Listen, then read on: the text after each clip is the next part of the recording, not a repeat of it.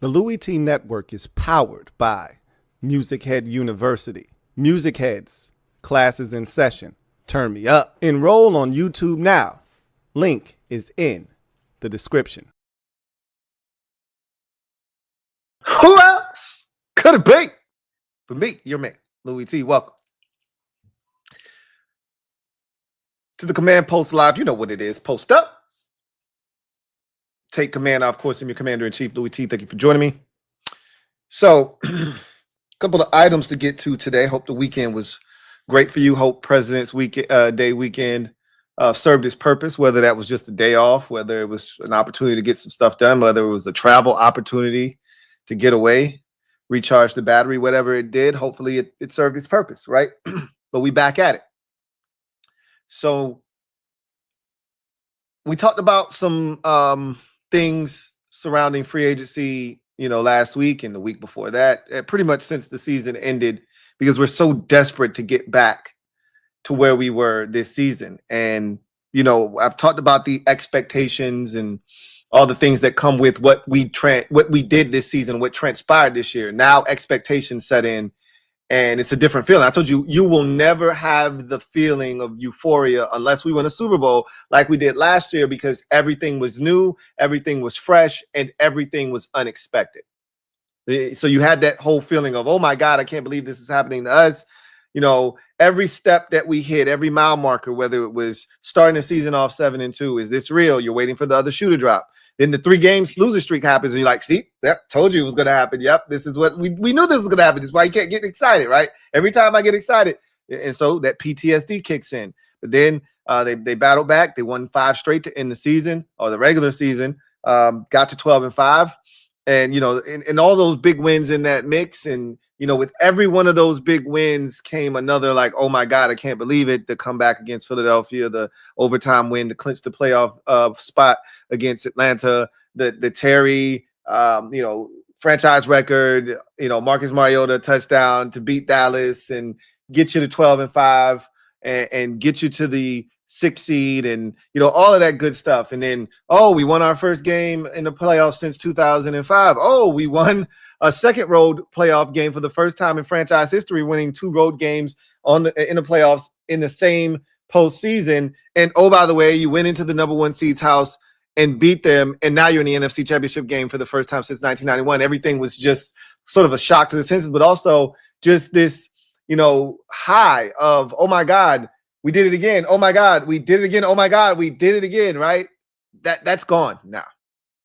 Now there's expectation. And with expectations come a responsibility to meet those expectations. And it starts in the offseason. And so I've talked about wanting to be aggressive, but what I want to make sure that I do, because I've been talking reckless at times this offseason, but I don't think I've ever been out of bounds. I've been reckless a little bit, but I don't think I've ever been out of bounds, right? I think I've always had 2 feet in bounds, right? Now, there was some toe drag swag going on, and hey, did you see the pellets come up or not? Yeah, right? But I've always had 2 feet in bounds, okay? I just need to make sure that I have 2 feet in bounds. I don't even want this to go to replay. So tonight serves the purpose for that, right? Because at some point, we're going to turn our attention from free agency, and start to focus more on the draft, right? And we'll circle back to free agency, obviously, when the start of the new league year happens. But, for the purposes of me getting into the swing of the draft thing, I got to start turning my attention to the draft. That's going to happen this week because the combine is next week. So I got to start, getting my mind, wrapped around that. A lot of people are coming at me with draft conversations, and I'm like, whoa, wait a minute. I'm talking free agency right now. You're talking draft. We're not on the same page. But we have to get to that, because that's where the crux of your team is assembled, right? The draft. And because we've expedited the process, we want veterans. We want guys that can come in and help right now. Rookies can too. This isn't the NBA. This isn't Major League Baseball, where a guy that you get from college can't come in and help you right away. Unlike those sports where your age isn't a factor, right? You could go straight from high school to the minors and they can fast track you through the minors and you could be in Major League Baseball within a year of graduating high school, a year and a half of graduating high school. That's rare. That's highly unlikely, but it can happen. We've seen it happen, okay? But it takes an elite special player for that to take place. So Juan Soto, right? Ronald Acuna Jr. It takes one of those types of guys, right, to do that, to fly through the minors, A ball, double A, triple A into the show, right? With basketball, you just got to go to college for 1 year, or you just have to be removed from high school for 1 year. That's it. You go overseas if you want. You do whatever you want. You might not be ready. Your body might not be physically developed enough to come in and help an NBA roster. But in football, you have to be 3 years removed from college or high school, excuse me. And so by that time, you've matured. And for some of these guys, we've seen it, especially these COVID babies, where these guys have been in college 4, 5, 6, 7 years. They're ready to come in and contribute. So I don't want to put that on a rookie, though. I've always said that. Like, I'm not looking for a rookie to, like, it. And again, it's levels to it. Asking a left tackle to come in and start, asking a linebacker to come in and start, asking a safety to come is different than asking a quarterback or receiver, right? Or asking a running back to start. It's different than asking a wide receiver to come in and start. It's different. And asking that guy to contribute at a number 2 wide receiver level. So I said all of that to say this. We've been talking about Adam Peters being aggressive.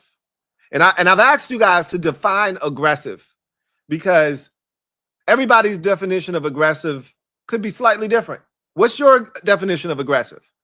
My definition of aggressive is pursuing guys with the type of aggression, the type of urgency, that's the word I'm looking for, right? Pursuing guys with an urgency that matches where we are in our timeline. Okay? This was a team that was in the NFC Championship a season ago. We're not sneaking up on anybody next year. We don't necessarily have a target on our back, but our quarterback does. He will. But teams won't be, oh, it's just Washington. No. Now, when teams see us on the schedule, that's not, oh, we should beat them. If you're a 5-win team, you're not counting us as one of your 5 wins anymore, like you were last year. It's different now. So now we have to match the urgency with which we are trying to pursue a championship. That's what aggressive looks like to me. But at the same token, I don't want to go, and this is why I trust the guys in charge. I'm not even worried about this in the slightest. I don't want our GM to be so hell-bent. Like Ronald Rivera, after we went 7-9, this sounds crazy now, after seeing what we did this year in year 1 versus what he did in year 1 and how he felt so much urgency the following year, right? How the whole thing switched from 3 to 4 years, to change a culture to, oh, we got to win now. And they tried to go get Russell Wilson. They tried to go get Aaron Rodgers. They tried to get Matthew Stafford. They struck out on all of those guys, and they ended up with Ryan Fitzpatrick, right? And they tried to do all this stuff in free agency, and none of it worked, and we still didn't have a quarterback, and it was a shit show. I don't want the future being mortgaged for now, right? There should be a healthy blend of the two, right? You can go out. I'm not telling you don't go out and trade for guys. The only guy I'm willing to absolutely blow everything up for is Myles Garrett. Like, if I got to give up 2 1s, 2-2, whatever, do it. I don't give a shit. Give it up. That's the only guy. Everybody else, it has to be within reason, because most of the guys that we're looking at, you got to trade for. And again, I don't know how comfortable I am giving up a bunch of draft capital and having to pay a guy. Like there's a balance. And again, there's certain guys, like we've talked about all the guys that I'm willing to give up XYZ for, right? We've talked about that. But a lot of y'all want to trade for this guy, trade for that guy, trade for this guy, get this guy. Like, no. We're not doing all that, right? And keep in mind who your general manager is. He likes draft picks. If there's a trade that makes sense, trust me, he's going to be all over it. But everything has to be done within reason. The only guy that I'm willing to be outside of rational thoughts for is Myles Garrett. Everybody else, it's within reason. Everybody else is within reason. I'm looking at DK Metcalf and I'm like, can I get him for a 3? If he's available, somebody will be willing to give up a 2. And I would be too. But again, R2 looks like a 3. So again, if the thing that always forces you to be cognizant of your situation is, what can you do for me that somebody else can't? Like, I can offer you a 2. My 2 don't look like Chicago's 2, for instance. Chicago's 2 is damn near a 1. My 2 is damn near a 3. It's levels to this shit, right? So now you say, well, Chicago's offering me a 2. You offering me a 2. What else you got? Because Chicago's 2 is better than your 2. I ain't got shit else for you. I mean, like, again, this is where I say you gotta be willing to say, hey, this is what I got. Here's what I can offer. If maybe I throw in a player that, we don't necessarily see as someone that is a part of our future that interests you, cool. But outside of that, I can't be giving up 2 and a 3 for a receiver, right? That I also have to pay. Financially, that doesn't make any sense from a roster structure standpoint. Because you got to keep in mind, R1, now somebody might be like, yo, I'm willing to give you a 2 for this receiver. And we like, well, we'll give you a 1. R1 is damn near a 2. It's still a 1, though. It still comes with a 5th-year option. Like, you can't just be giving away shit just for the sake of giving it away so you can get a guy, right? Like, yeah, it's 29. I'm aware. You're aware. But it still comes with a 5th-year option. There are still strings attached to that 5 that you want access to. You want to be able to pull the string on that 5th-year option. You want that opportunity to say, hey, I'm not sure about this guy. Oh, yeah, no, we know we want to keep this dude, but we don't want to pay him just yet. This 5th-year option gives us 1 more year versus a guy in the 2nd round. Well, you got to make that decision after 3 seasons. Because if you get to year 4 and you haven't made your mind up, if I'm that player, I'm not signing anything. Now you got to either franchise tag me or I'm getting the free agency so I can get to the bag. So I talk about all these things because Tee Higgins is being franchise tagged. More likely than not, I told you guys this already though. And I'm trying to get everyone's brain wired a certain way so that when things happen, you're not surprised. You're not taken aback like, oh shit, what just happened? No, Louie T already told you that this was going to happen, right? Told you that Tee Higgins was going to probably be franchise tagged. Now, I didn't know what the intent was. Were they going to try? But I told you, Joe Burrow, anytime your star quarterback speaks up, and Joe Burrow's been going on a national tour, telling anybody that will listen with a set of ears, I want Tee Higgins back. I want Jamar Chase back. I need my whole band back together. And I'll do whatever it takes, including restructure my deal to free up some more cap space so that it can happen. Joe Burrow ain't just some Joe Schmo quarterback. This ain't Dak Prescott or Derek Carr talking. This is Joe Burrow. This is one of them ones talking. When he talks, hey, the entire organization listens. He says, I want my guy back and I'm willing to take less, or I'm willing to restructure my deal so that it makes financial sense for you guys so you can bring him back. Y'all already can see the tea leaves, right?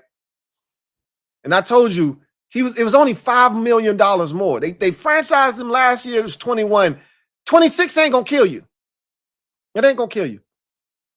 So You could see it coming. And they've non-exclusive, they're going to non-exclusive franchise tag him. If and when this does happen, that window for it to start to take place begins tomorrow, February 18th. It ends March 4th. So they've got all the way up until the 4th of March to make a decision. They're probably going to just get it out of the way, you know, because there's no secret here what's more likely going to be done. They want a long-term deal. That's the difference this year. Last year, they weren't interested in a long-term deal with Tee Higgins. They just franchised him, put him on ice, told him to shut up. You're not getting nothing, and you're going to like it. This year, he fired his agent, hired a new one. There's a blank slate, and the prevailing thought is there will be a long-term deal struck between Tee Higgins and the Cincinnati Bengals. So I already told you guys, operate from a position of removing Tee Higgins from the equation. So we're off to an expected start here. Tea time is over, right? Before it even got started, it's done. But there are other options, and we've explored some of those options. I want to enter in another option tonight.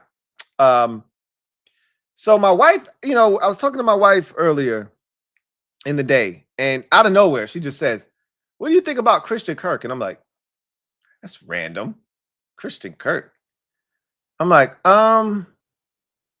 he's cool. I wouldn't be upset about Christian Kirk. I like him as a football player. And I was like, "Why do you ask?" And she was like, "Yeah, just saw his name up here on social media. I just figured I'd ask." I was like, "Oh, okay." That was a hell of a pull, actually. I'm like, huh. So that got me to thinking, and I went and checked. And then shout out to Miss P. She sent me a DM with a tweet attached. And the tweet was an excerpt from Bill Barnwell, who writes for ESPN Plus. You know, he does those different columns, and he specializes in free agency and trade and off season and all that good stuff.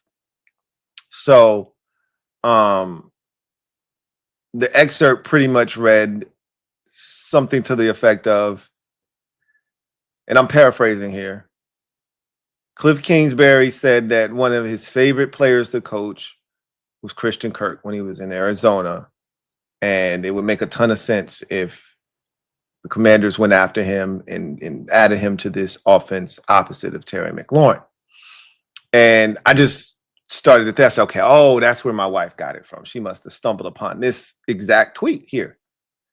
And I said, okay, so I went digging to look at his cap number, how many years he has left, et cetera, et cetera.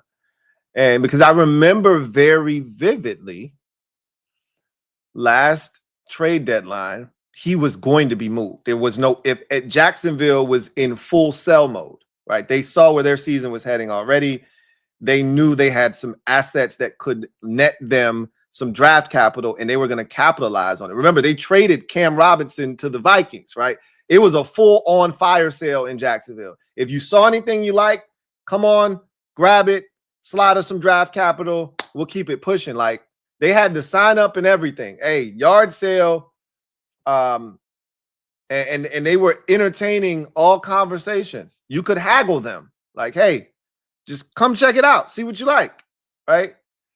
And I remember the Steelers were going to, I was adamant the Steelers were going to trade for Christian Kirk. It was going to happen. He was getting moved. And right before they were going to move him, literally the game before they were going to trade him, he hurt his shoulder. He fell on his shoulder. I remember he broke his clavicle, and I was like, damn, that sucks. For all parties involved. He could have went to a team that had a chance to win something. Jacksonville could have got something for him. That sucks. Well, here we are, off season. Kind of the same thing now. I think his price is a lot lower now, right? You know, you're more likely to be able to extract a little bit more out of a team during the season at the trade deadline than you are in the offseason, where cooler heads prevail. You know, it's a blank slate. Everybody's 0-0. There isn't as much urgency. So I think you go right back to where he was and you say he was available then, so he's definitely available now, right? Maybe the new coach that comes in Liam Cohen says, no. I like Christian Kirk. I think he's a part of the solution here, not the problem. I don't want to trade him. That's very plausible as well. But where they were last year, they were ready to move on from Christian Kirk, and it was definitely going to happen. So he's available. And again, you can get Christian Kirk, in my mind's eye, for a day 3 pick, right? Which I am totally on board for the day 3 guys, right? Any guy that you can get with a day 3 pick, sign me up. Because here's my stance. So let me clearly state my position on our receiver situation. I do not, I repeat, not want to go into next season relying on a rookie receiver as our number 2 or an unproven veteran as our number 2. So I don't want, some guy that is looking for an opportunity to be a number 2. We did that last year. Like, I'm not interested in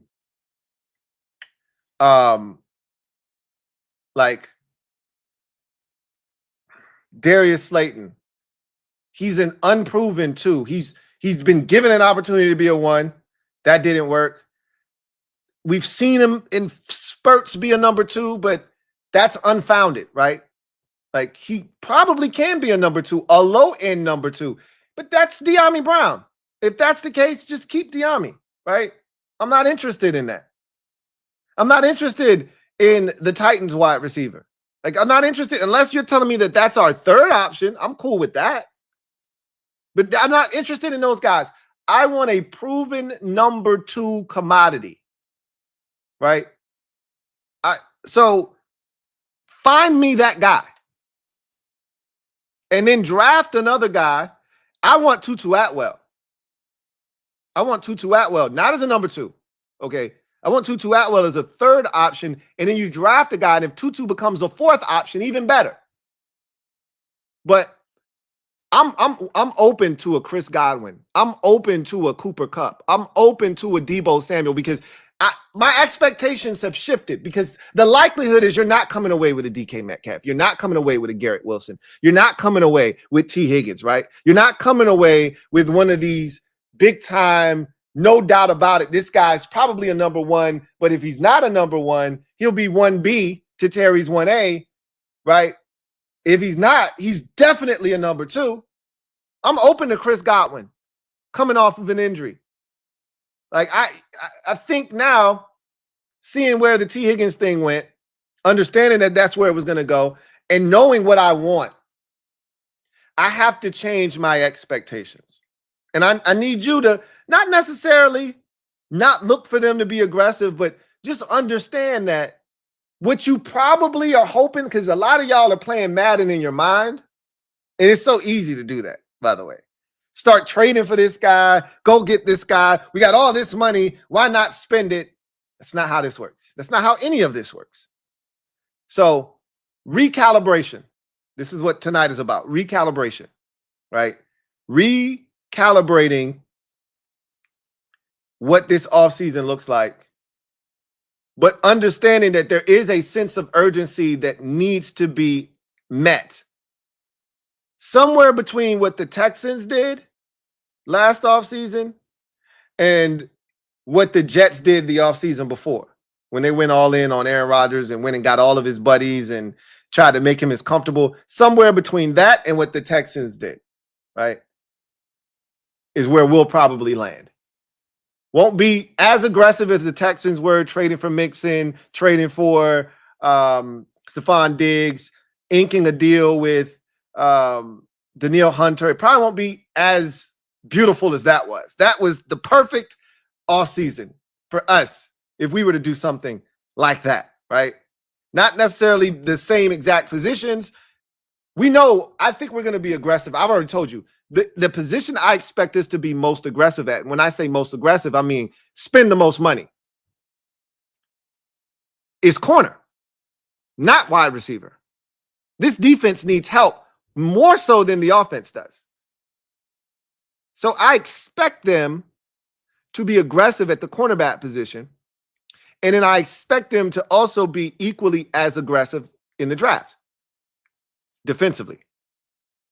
Now, that doesn't mean we still shouldn't come away with a running back and another receiver in the draft, and possibly a tackle and a tight end. But the likelihood is running back, receiver, tackle, or some sort of offensive lineman in the draft. Again, I'm not sure that the Brandon Coleman experiment at left tackle is through. And if they decide they're going to give it another whirl, I'm not upset. I wouldn't have done it personally, but I'm not there every day. I know this. He's going to work his ass off to be better. He was dealing with a shoulder injury all year long. Maybe that was a cause for some of the issues that startled me. Maybe with a healthy shoulder and a stronger punch and an ability to be more forceful when he clamps down on somebody, maybe that cleans up some of the issues that I had with Brandon Coleman last year. And all of a sudden, he looks really good because athletically, he can play the position. There's no ifs, ands, or buts about it. So we'll see. Tackle may not be as high on their list as it is for us. It should be. Because even if you're not trying to replace Brandon Coleman at left tackle, you should be trying to replace Andrew Wiley at right tackle. And even if you're not looking to do it this year, why not have a guy in your program learning in year number 2 so that when year 3 of the program rolls around, you're ready to insert said, offensive lineman and keep the ball. Because again, this is Andrew Wiley's last year if they don't cut him to try to save almost $8 million. This is last year of his deal. He signed a 3-year, $24 million deal, 27, whatever it was, with the last regime. This is the last year of that deal. So even if you're not looking to bench Wiley, which I don't think they are, you still could have his replacement waiting in the wings, right? So I'm open to Christian Kirk. Here's what I will say about a guy like Christian Kirk, and this is what you need to be careful of. Loading up a bunch of guys that Cliff Kingsbury is, comfortable and committed, to. Like, it's cool to have, and I'm okay with it for this reason. You can get out. You don't have to give him any more money, Christian Kirk, any more money if you trade for him, right? Especially if you're trading a 5th round pick for Christian Kirk. You don't have to give him any more money. He's got, think one more year. So this year coming up is the last year. The rest of his contract is voided. So so 1-year deal. That's all you need. If it's anybody Cliff loves, it should be a 1-year deal because we can't assume that Cliff is going to be here past this upcoming season. You've got to assume Cliff is going to take a job next offseason. You have, in your mind, you should be telling yourself, Cliff's gone after this year. That's what you should be telling yourself. So with that in mind, we shouldn't be loading up like, hey, yeah. You can bring back Zach Ertz 1 more year because with Cliff's offense, we know Zach's going to hit, right? Christian Kirk and Cliff's offense, we know he's going to hit. You got no issues bringing those dudes on for 1 year. But I'm cool with Christian Kirk. I'm cool with Chris Godwin. I'm cool with Cooper Kupp. We need a legit number 2. Someone we can count on. I would love somebody way more explosive than Cooper Kupp. I would love someone not coming off of a season-ending injury like a Stephon Diggs, like a Christian Kirk, even though his wasn't lower extremity, still coming off of a season-ending injury, like a Chris Godwin. I would love to avoid guys coming off of season-ending injuries that required major surgery. I would love to avoid those guys. But we need something opposite of Terry. And it can't be a rookie, and it can't be one of these roll-of-the-dice dudes. Marquez Valdez-Scantling. It can't be one of these Darius Slate. That shit ain't good enough. You're going to do that? You might as well bring back Noah Brown and De'Ami Brown and just get a Brown Brothers another spin. That shit ain't good enough. Even with a rookie that you think you like, that shit ain't good enough. Give me a proven commodity and said rookie, and then we can play some ball. That's where my mind is. That's where my mind is. So we'll see ultimately what happens, what takes place. But we need one of them guys you can rely on as a number 2 receiver. But make no mistake about it. When you think about this offseason and the context of this offseason, understand that I expect us to be aggressive, just like we were last year. Last year, we were aggressive, but we didn't overspend. It's going to be a very similar offseason to last year. Remember, we signed, 40 guys in free agency last year? Like, we had 60% of our roster overhauled. So we had 60% of our roster overhauled. So every bit of 35 guys were new to this roster a season ago. So I'm not telling you that it's going to be that many guys this year, but remember, we have the most players as unrestricted free agents, and we have the least amount of guys signed on an NFL roster heading into the new league year of any team in the NFL. It's going to look a lot like last year with a bunch of one-year deals and maybe a few two-year deals sprinkled in, like Austin Eckler's 2-year deal from last year. A few of those will be sprinkled in, and just like last year, what we have, 3 guys signed 3-year deals: Dorrance Armstrong, Frankie Louvu, and Tyler Biadasz. That might be the case again this year. Only 3 guys or so that they add to the mix and say, hey, you're a part of the long-term solution here. And then the rest of these guys are 1-year stopgaps, the occasional 2-year deal here, there, right? But, and then, some of the guys that proved to them last year that were here on 1-year deals that, hey, like Jeremy Chin, for instance, probably might be back on a long-term deal, 3-year deal. It's not gonna break the bank. 3 years, $21 million for Jeremy Chin, and he's back. So ultimately, they're going to spend. It's not going to be super aggressive, I don't think. But there will be some guys that get paid. I think 1 receiver, a corner, maybe a defensive end, maybe an edge rusher, maybe. Like, those will be your 3 highest ticketed items if a tackle doesn't appear first, if that's not the direction. Those are the 4 positions, though. They're all premium positions, right? Receiver, edge rusher, tackle, corner. 4 premium positions. That'll be the positions they're willing to spend big money on, multiple year contracts if necessary, right? Edge rusher and receiver are going to be the 2 positions that they'll be willing to trade for, right? Trade an asset or 2 to get a guy at one of those premium positions. But for the most part, they're going to be smart. They're going to be shrewd, just like they were last year. They're going to bring in guys that fit their mold and fit what a commander looks like. And when it's all said and done, we're going to feel good about what they've done. Some people will be disappointed that we didn't get this guy, especially after you see the compensation. If this guy gets traded or that guy gets traded, we do this every year. Oh, that's all it took? Why didn't we do that? Because we didn't want to do that, right? We didn't want it, or the price wasn't the same for us, right? They have a better pick, so their price was different than our price. Our price might have been a little bit more steep because you're trying to send me the 29th pick in the draft. They have the 13th pick in the draft. It feels a little bit different, right? So their price isn't your price. Your price is a little bit steeper because you're asking me to give up something and your asset isn't as great as theirs. So you can't just assume, well, we should have done that. They didn't want our shit. They didn't want the 29th pick in the 2nd round, right? They didn't want the 29th pick in the 4th round or the 5th round. They wanted the 7th pick in the 2nd round or the 7th pick in the 3rd round, right? Et cetera, et cetera. So just keep that stuff in mind as well. But how do you guys feel about Christian Kirk? Would you be on board with Christian Kirk?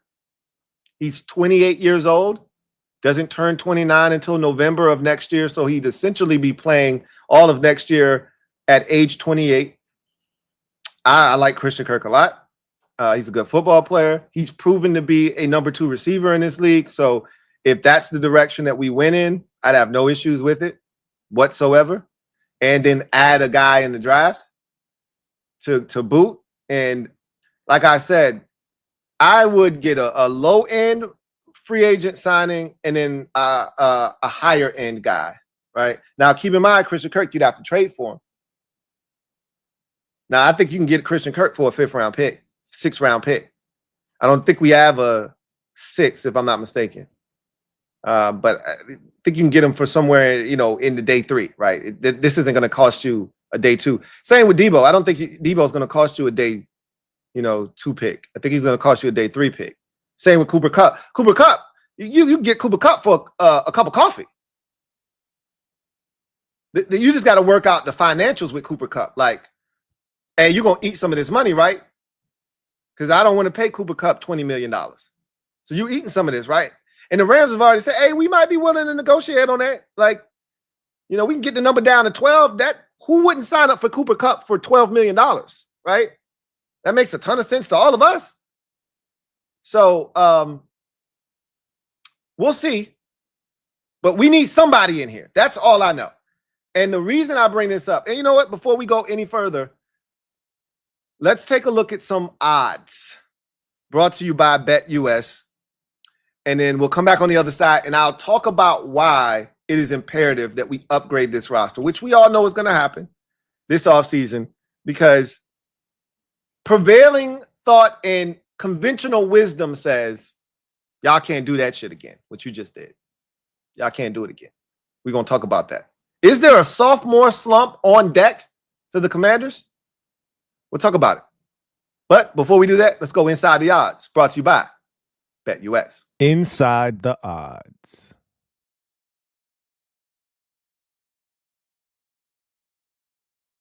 Looking for a new book? BetUS has you covered. Fastest payouts in the industry.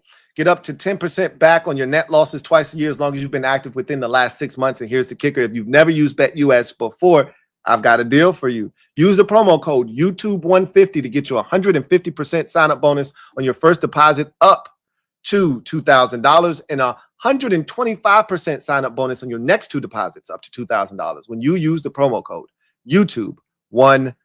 They've also got a casino as well. So you want to play a little bit of blackjack, you want to get up there, see if you can win some money that way, check them out for that as well. So let's talk about some odds quickly.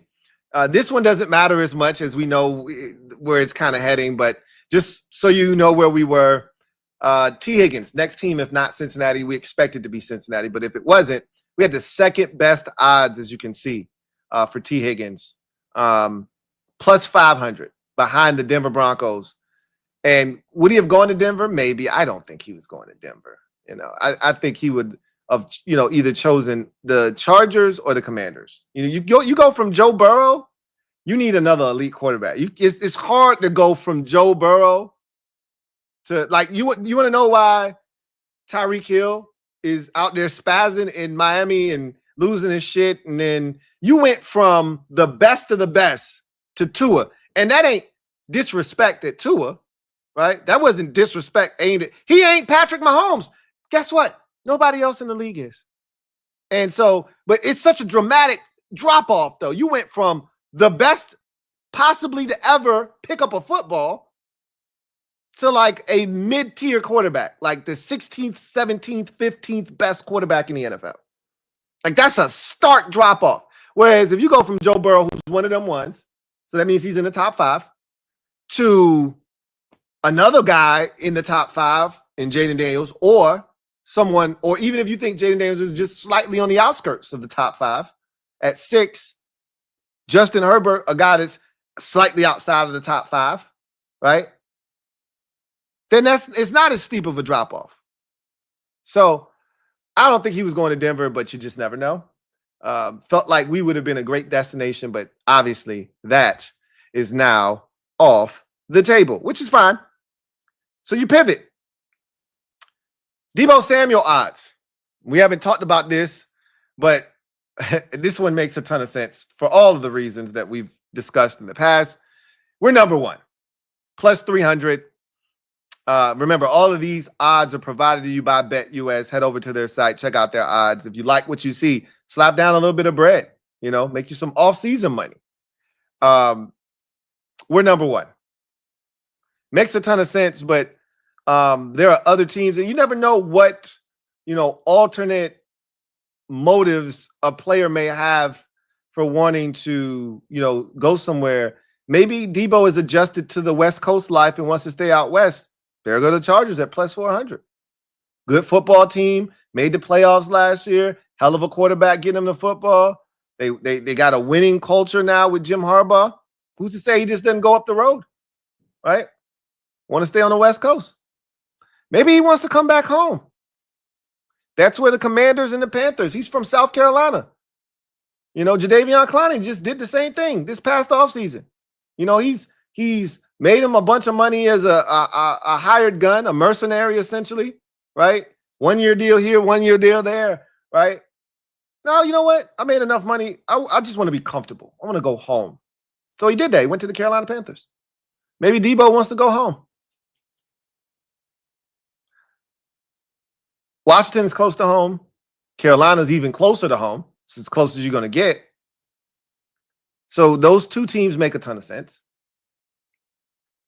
But we were number one. And at the Adam Peters connection, we need a guy. He kind of fits what we're looking for. I talked about we need a guy that can make something happen with the ball in his hands, right? We talked about that. We need a guy that you could throw a 2-yard pass to and he can take it and make it a 62-yard touchdown. That's Deebo Samuel. I just described Deebo Samuel. Doesn't look as aesthetically pleasing as some of the other guys that may be able to do it in this league, but there haven't been many better at doing that exact thing than Deebo Samuel over the last 5 years in the NFL.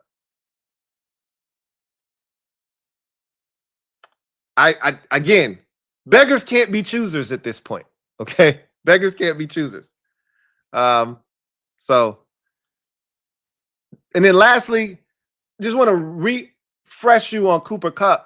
So we're still fifth, 1, 2, 3, 4, fifth on this list, but our actual odds have decreased. We were plus 600 when these odds were initially released. We are now at plus 900.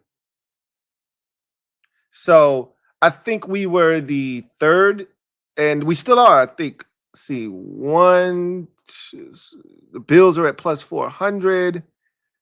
The Broncos are at plus 600. So are the Raiders. So we're what? Odds wise, 1, 2, 3, 4, 5, 6, 7th, because the Bengals are at plus 800. So we're 7th to get Cooper Kupp. So we've fallen a little bit. We were plus 600 when this thing initially was released. But again, I can't. I'm the Steelers, the Chargers, to me, are the only and the Patriots.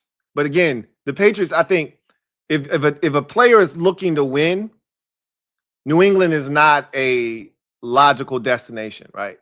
Of the teams that are looking to win, that need help at receiver, assuming Amari Cooper goes back to Buffalo, assuming that takes place, and he's another guy that I'd be interested in. I don't love Amari Cooper, but even at his age, I don't love Amari Cooper. But you give me Amari Cooper a full offseason, because what he did in Denver or Buffalo is not a great sample size. And I'm not the biggest Amari Cooper, and you can go back in the archives. I'm not a massive Amari Cooper fan. But Amari Cooper can still play football. So you give him a full offseason of work in this system, and he's healthy. Again, I just want a proven commodity at number 2, opposite of Terry. All right. I don't love Amari Cooper. I don't love Cooper Kupp, but it beats the alternative. It beats the alternative. What I don't want is one of these hyphenated name dudes, right? One of these 3-name serial killer guys, right? Valdez Scantling, the dude from Tennessee. I don't want none of them dudes. Not as a number 2. Now, you tell me that those are third options, knock yourself out. Absolutely.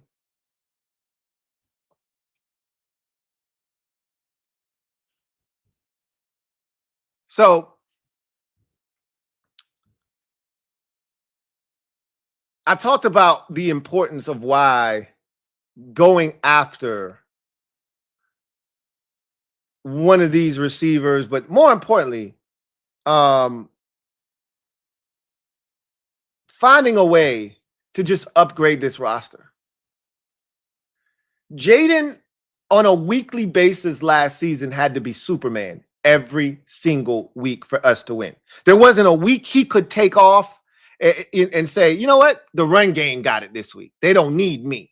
Because he was a part of the run game. He led our team in rushing. So he could never just say, oh, I'll turn around and hand it off. They got it this week. Oh, I'll let the defense dominate. They don't need me this week. Bullshit. Every single week, every single game, every single victory, every single loss, every single game hinged upon how did 5 play in the contest. We either won or we lost based on how he played because we were so dependent on him. He doesn't have the luxury of a Jalen Hurts to be able to turn around and hand it to a 2,000-yard rusher behind a ironclad offensive line and just say, hey, y'all take care of it this week. I'm going to hang back. I'm only going to throw it 14 times. Y'all can take care of this one. Y'all don't need me, right? Y'all need a throw here or there. Yeah, I can dot it up when y'all call my number, but y'all got this shit. Y'all don't need me. Can't do that. We couldn't do that with Jayden, right? Bo Nix was afforded the opportunity to go, you know what? I stink today. So I'm just going to move off to the side. Defense, you got this shit, right? You got it? All right, cool. I'm not going to make no more mistakes because I'm ass today. I can see what's going on. So I'm going to let y'all handle it, and I'll come back next week, and I'll be better, I promise. Jayden couldn't do that. Right? He wasn't afforded those type of opportunities. Mahomes had weeks where you're like, shit, Pat, the hell is going on, bro? He's like, you know what? My defense got it. Don't worry about it. Right? I ain't got my fastball today. My defense got me, though. I'm straight. He wasn't afforded that opportunity. Right? There were weeks where Justin Herbert, nursing an injury, they just turned around and handed it off and played defense. Right? And won games based off of that because Herbert either wasn't physically able to do the things that he normally does, or they just say, hey, we don't want to push him. Our guy had to play through injury, and we needed him, or else we were going to lose, right? He didn't get to turn around and hand it off and only throw it 14 times. Couldn't do that.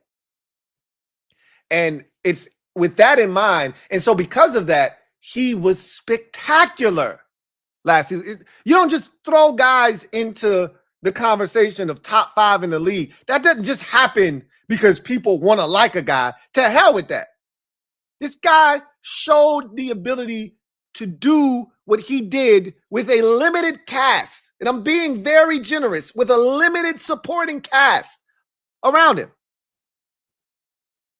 He carried this team to 12-5 and to the NFC Championship game.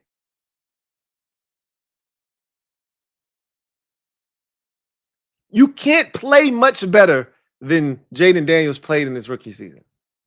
And it is with that in mind that I present to you Exhibit A. Sophomore Slump predicted for Commanders Jayden Daniels. This was the title. And this was not clickbait, by the way. This was an SI article written by Adam Schultz. This was not clickbait. This was not something that was, written up to get you pissed off, right? This is conventional wisdom, right? This is this is people saying, you know what? CJ Stroud had a step back here. We talked about how good he was after his rookie season. Look at what he did, right? Because it's hard to have an encore to a season in which you were the best to ever do it, which Jayden Daniels was the best rookie quarterback we've ever seen. It's hard to follow that up.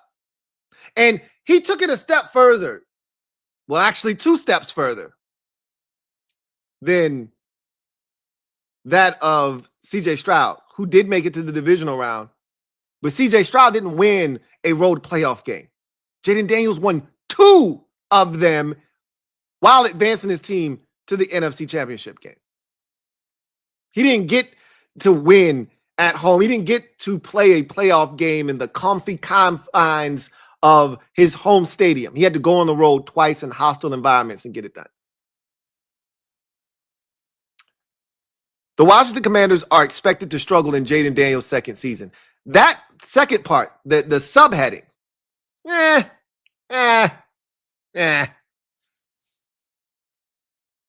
So here you can see we have some fans already who are not happy.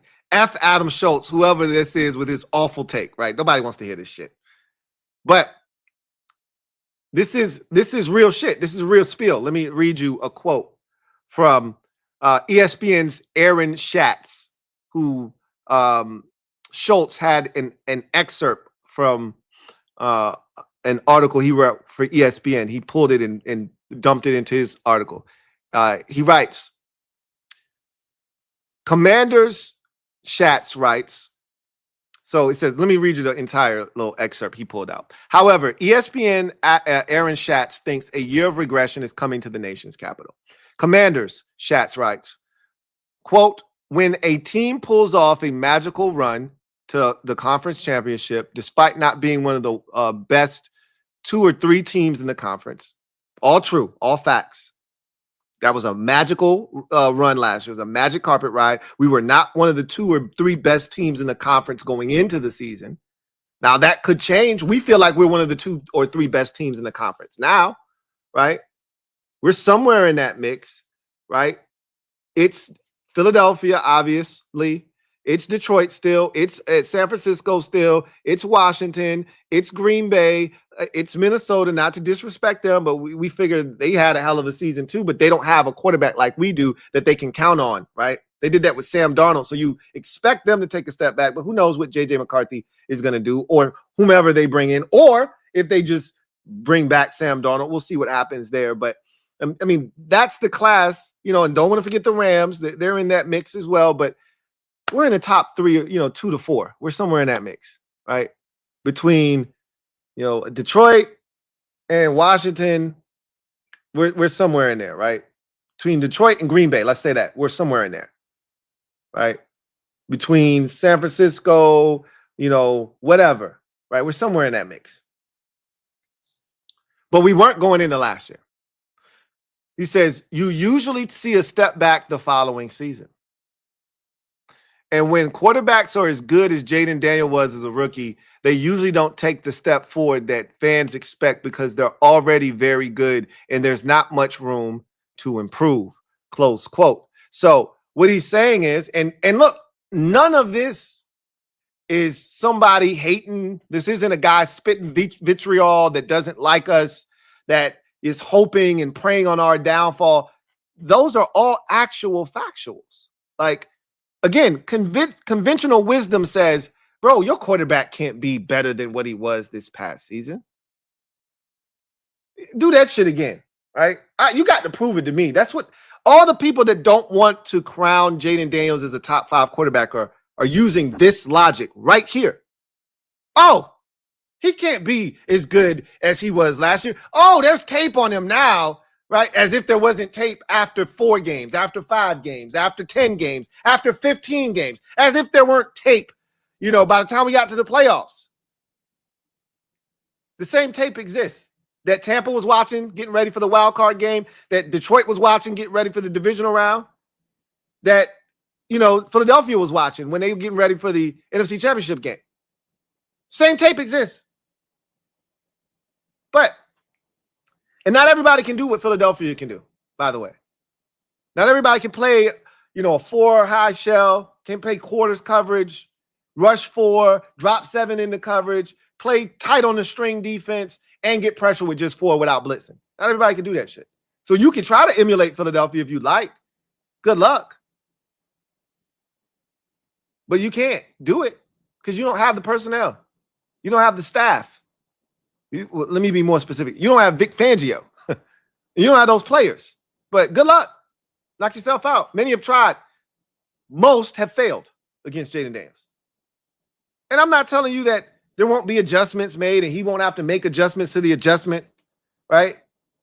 Year 2 is going to look a lot different than year 1. He's not sneaking up on anybody. Teams that didn't know his speed that played against him once. Okay, shit, we know he's fast now. Tampa the second time around was like, bro. That running shit ain't happening. He said, cool.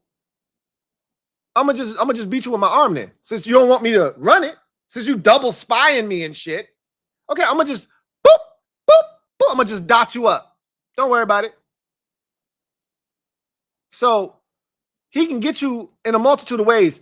Here's where I disagree. There's not much room to improve. He was so good. He was so good last year. He was so good last year that there isn't a ton of room to improve, but we know there's still room for growth. He hasn't hit his apex, his ceiling. He isn't the best version of Jayden Daniels that he can be. But here's the thing, right? Here's the most important takeaway from me reading that excerpt, from me talking to you about a sophomore slump, about the Commanders taking a step back. We won 12 games last season and went to the NFC Championship game. The only way to better that is to go to the Super Bowl. So obviously, a step back is the natural progression from the NFC Championship game, unless you go and take the step forward to go to the Super Bowl. Okay? I don't give a shit what the regular season record looks like. As long as you get to the playoffs and you win in the playoffs, I care less. Of course, I want to win the division. I want to win 13, 14 games. I want to be the number one seed. I want to have home field throughout. I want to make teams come to Washington. Yes, I want all of those things. Most importantly, just get to the playoffs, because we've proven, unlike a lot of teams in our conference, unlike a lot of teams in general, hell, you look at the teams in the top, the quarterbacks in the top 5, those one of them ones that I like to call them. And it ain't a lot of those dudes that are capable of going on the road, that have proven that they can go on the road and win playoff games. That ain't for everybody, by the way. Okay, that shit ain't for everybody. So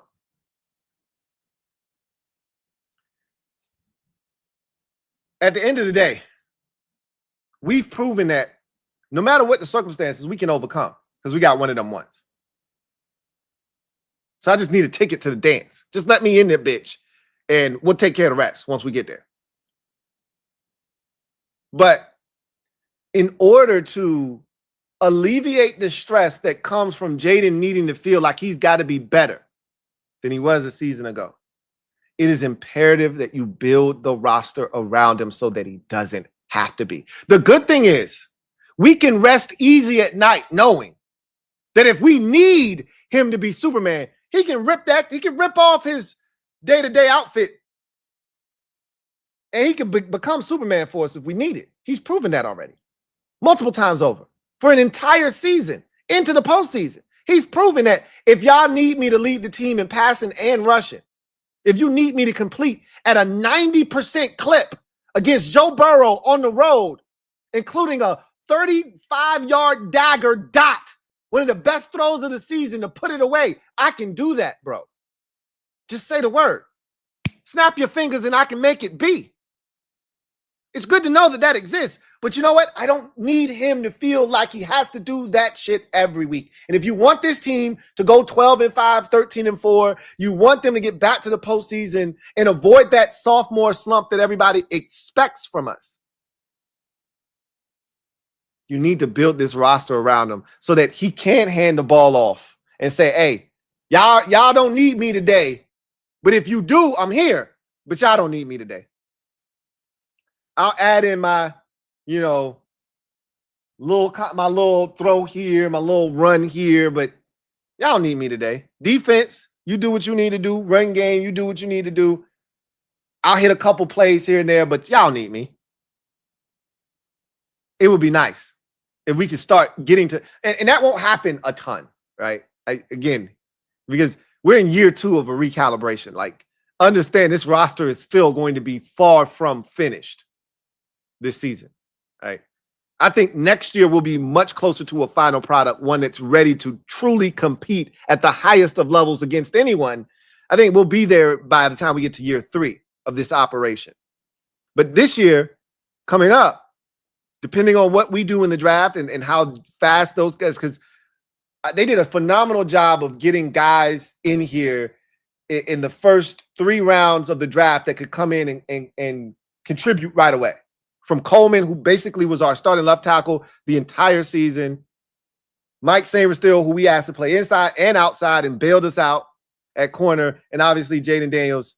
And we got a lot of snaps out of Johnny Newton, even though they weren't as impactful as we would have liked them to have been. But he played a ton, right? He contributed on this team.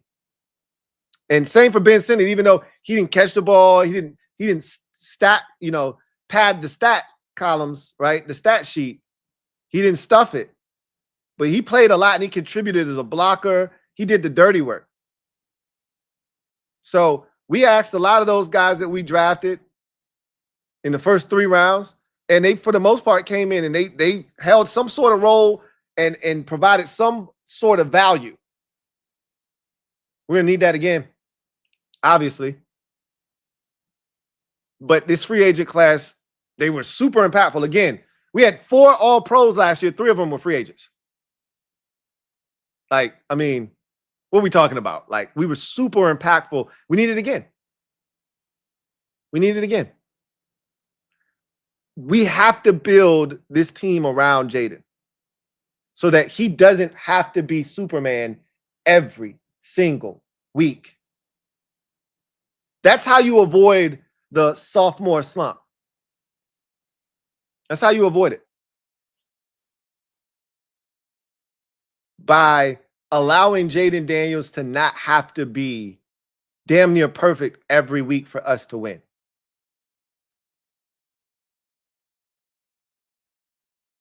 Because again, I don't know if you can expect him to lead the team. I don't want him leading our team in rushing. That's the thing. That's not a flex that I want to have. It's a flex this year because he broke so many records. He did so many extraordinary things. But that's the last time I want to be able to flex by saying my quarterback led my team in rushing and passing. I don't want to do that shit no more. I don't know about you. I don't want to say that no more. I would love to say, hey, my quarterback had 1,000 yards rushing, right? He's only the 5th quarterback in NFL history to have 1,000 yards rushing in an NFL season. I'd love to say that, but he still was 400 yards short of our leading rusher. That's how the shit's supposed to go. That's how I want it to go. If he never rushes for 1,000 yards in his NFL career, I'd be cool for that. Cool with that. Because that means somebody in our backfield is killing that shit. Killing it. And I'm okay with that. But with his talents and his skill set, he should rush for 1,000 yards at least once in his NFL career. Not twice. But you know what? It'd be nice to turn around and hand the ball off to a 1,500-yard rusher who had 14 rushing touchdowns on the season. That'd be awfully nice. It'd be nice to be throwing the ball to a 1,000-yard receiver on that side and a 1,000-yard receiver on that side. But look, that other receiver don't get 1,000, but he's got 875 and he's got 7 touchdowns. And, you know, the third receiver behind him has 650 yards receiving and another 4 touchdowns receiving. Like, that would be really nice. With a tight end who has 600 yards receiving and another 8 touchdowns. And then you look around and you say, damn, this feels well balanced. This doesn't feel like my quarterback's got to do every goddamn thing by himself. Be nice to get a defense that creates turnovers, that takes the ball away. That we said every single week, the defense can't win us a game. We can't trust the defense to either hold a lead late, see New Orleans, right? See Dallas. That wasn't a lead late, but they didn't give us a chance, right? They didn't give us a chance. We fumbled, though. John Bates fumbled, which allowed Dallas to put the game out of reach, seemingly. But we couldn't ask the defense to do shit, right, in those types of situations. Steelers game, another example. All you got to do is get a stop. Game's over. One stop. One stop. Couldn't do it. New Orleans game. All you needed was one stop. You lucky they went for 2. I would have gone for 2. Glad they didn't get it. But you can't ask this defense to do shit. Chicago game. All you needed was one stop. You had a 4th down. Caleb Williams threw the ball 15 feet over the receiver's head, but Benjamin St. Juice is mugging the man. Flat. All you needed was one stop against a sorry Bears team that couldn't score, couldn't move the ball, couldn't do shit. One stop. Couldn't get it when it mattered most. So we know what this defense was last year. Could never ask them to do shit at the end of a game. Always had to be offense. Either you got to go win us the game, we're trailing, or it's tied, go win us the game, or we're up, you got to put it away, whether it's us being able to take knees like the second Giants game, us having to go down in a tied game against the Giants the first time and go get the field goal, or us against the Eagles, right? They didn't get to stop. If you want to be honest, they didn't get to stop. They dropped the ball. We couldn't stop Kenny Pickett on a 4th down and 6. We couldn't stop Kenny Pickett. If not for a drop in the first Giants game, if not for a drop in the second Eagles game, we don't win either one of those games. This defense was ass when we needed them. It would be nice for a change to be able to say, hey, we've given you a lead. We're up 3. We're up 4. We're up 6. Preserve the victory, please. Right? We're up 7. Close this thing out. You don't need us. Y'all take care of it. We did what we needed to do. That was never the case. We knew against Tampa Bay in the playoffs, if Jayden didn't get that first down, that game was going to overtime. Or worse, we would have lost in regulation because the defense wasn't getting a stop. You knew it, I knew it, they knew it, which is why Jayden was like, bro, under normal circumstances, you got me, bro, but I can't let you do it because I already know what my defense finna do. They finna get this shit up. They finna spread these cheeks wide open. Like a Thotty Pippen that had way too many drinks at the club. Looking to get into some trouble.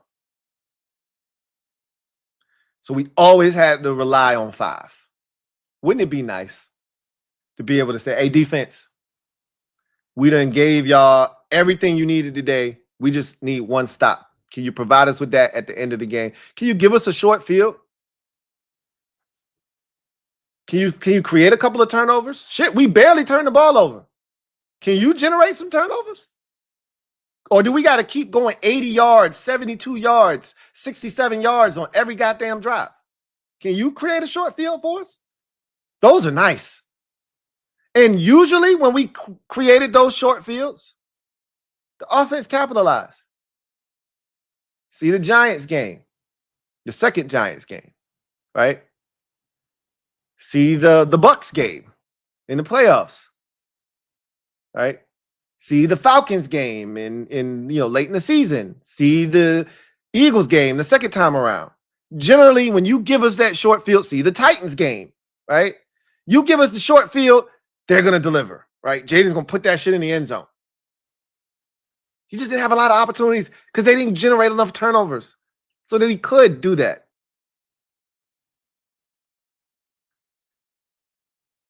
If you don't want the onus being placed on Jayden to have to one up what he did last season, which is asking a lot, but he can be better. And I think the expectation is that he will be better. I'm not holding him to a lower standard. And I don't think any of you are either. We're looking for more than 25 touchdown passes. We're looking for less than 9 interceptions. We're looking for more than 3,500 yards passing. I'd be lying to you if I said I think he's going to rush for less than 890 yards. I think he's going to rush for more next year. So what I'm saying is I expect him to be better. Damn near completion percentage almost at 70 as a rookie, bro. What are we talking about? At 69 and some change. What are we talking about? Yet we say he can be better. Well, all I know is if you put more talent around him, field goal kicking position included, right? Where you make those possessions that don't find the end zone count. And you know what also would be nice? You get to the, other team's 38-yard line, it's 4th and 7, and you don't feel the need to have to go for it because I don't think my kicker's going to make a 50, 6-yard field goal. Well, everybody else in the league has one that can make it from 56. Shit, where's our kicker that is reliable from 53? Just like he is from 33. Like it got to the point where if it wasn't less than 50 yards, we were going to go for it on 4th down just to get into closer field goal range so that they could kick the field goal. we just need everybody around him to be better because we already know what he is. He's going to do his job, and he's going to be one of the best in the league at doing his job. We just need the rest of these guys to get better, right? Rest of these positions around him to be better. Offensive line, tight ends, running backs, receivers, defensive line, linebackers played really well last year. Corners, safeties, place kicker, everybody needs to be better. Because this dude's already among the best at his position. All right. So let's get to the comment section and then we'll get out of here.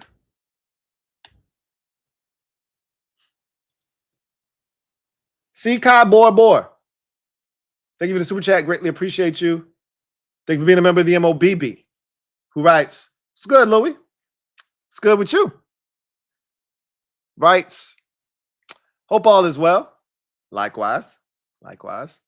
Have you heard Craig Hoffman's DK take that he doesn't play as physical as his size would suggest? What does the tape tell you? There have been times where people have criticized DK Metcalf for, looking like Tarzan, playing like Jane. There's been some, times where that's taken place.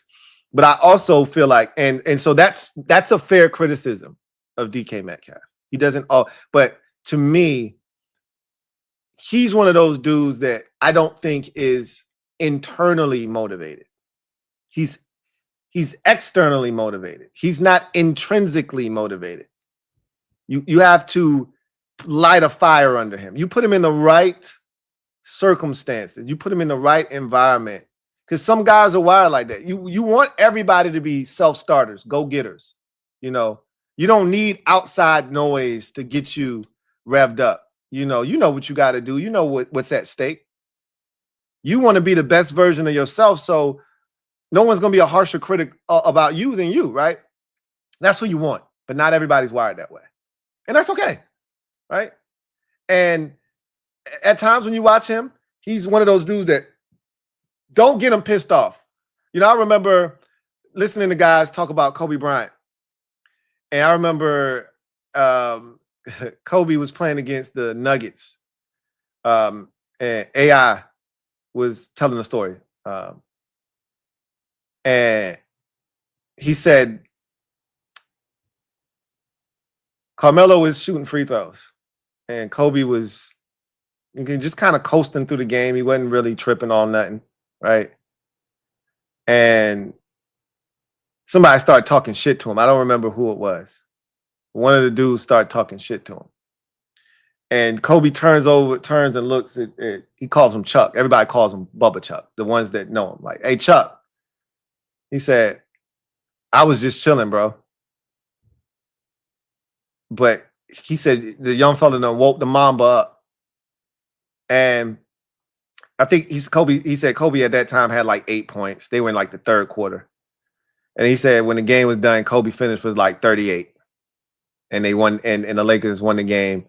And like late in the game, Kobe was shooting free throws to put the game away. And he turned to the AI and he said, "Hey, Chuck, I was chilling, man. I was chilling, bro. And your boy had to go poke the bear," right? Like, it don't take much.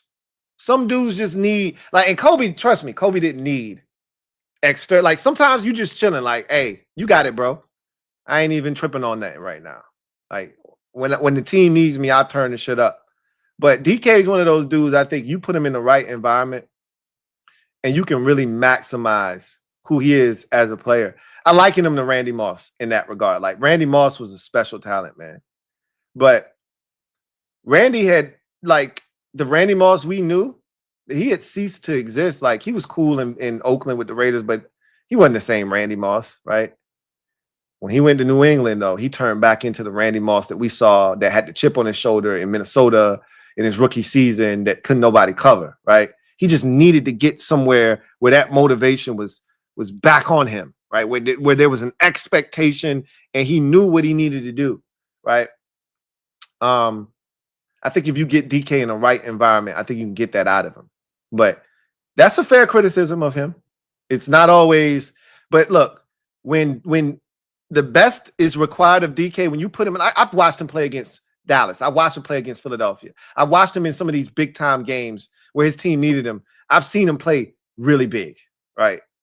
And I've also seen a week, 8 game against a Tennessee where he just lackadaisical, ain't playing as hard. You're just like, bro, what the hell's going on right now? What are we doing? You just alligator arm that slant. Why? What are we doing right now? Not you. One of the biggest humans in the NFL. What do you? No, not you. So yes, I understand that, but I take DK in a heartbeat. And in my mind, and again, they may watch the tape and they be like, "Nah, we're good." That's not that he doesn't fit the Commander, standard. But you can't teach his size, his speed, his skill sets. This is where coaching comes into play, right? Like, as long as you're not telling me that he's a malcontent, as long as you're not telling me he's a cancer in the locker room, which I have no reason to believe that that's who DK Metcalf is, right? As long as you're telling me he's a good teammate and he's willing to work, which again, I have no reasons to doubt that he's willing to work and he's a good teammate.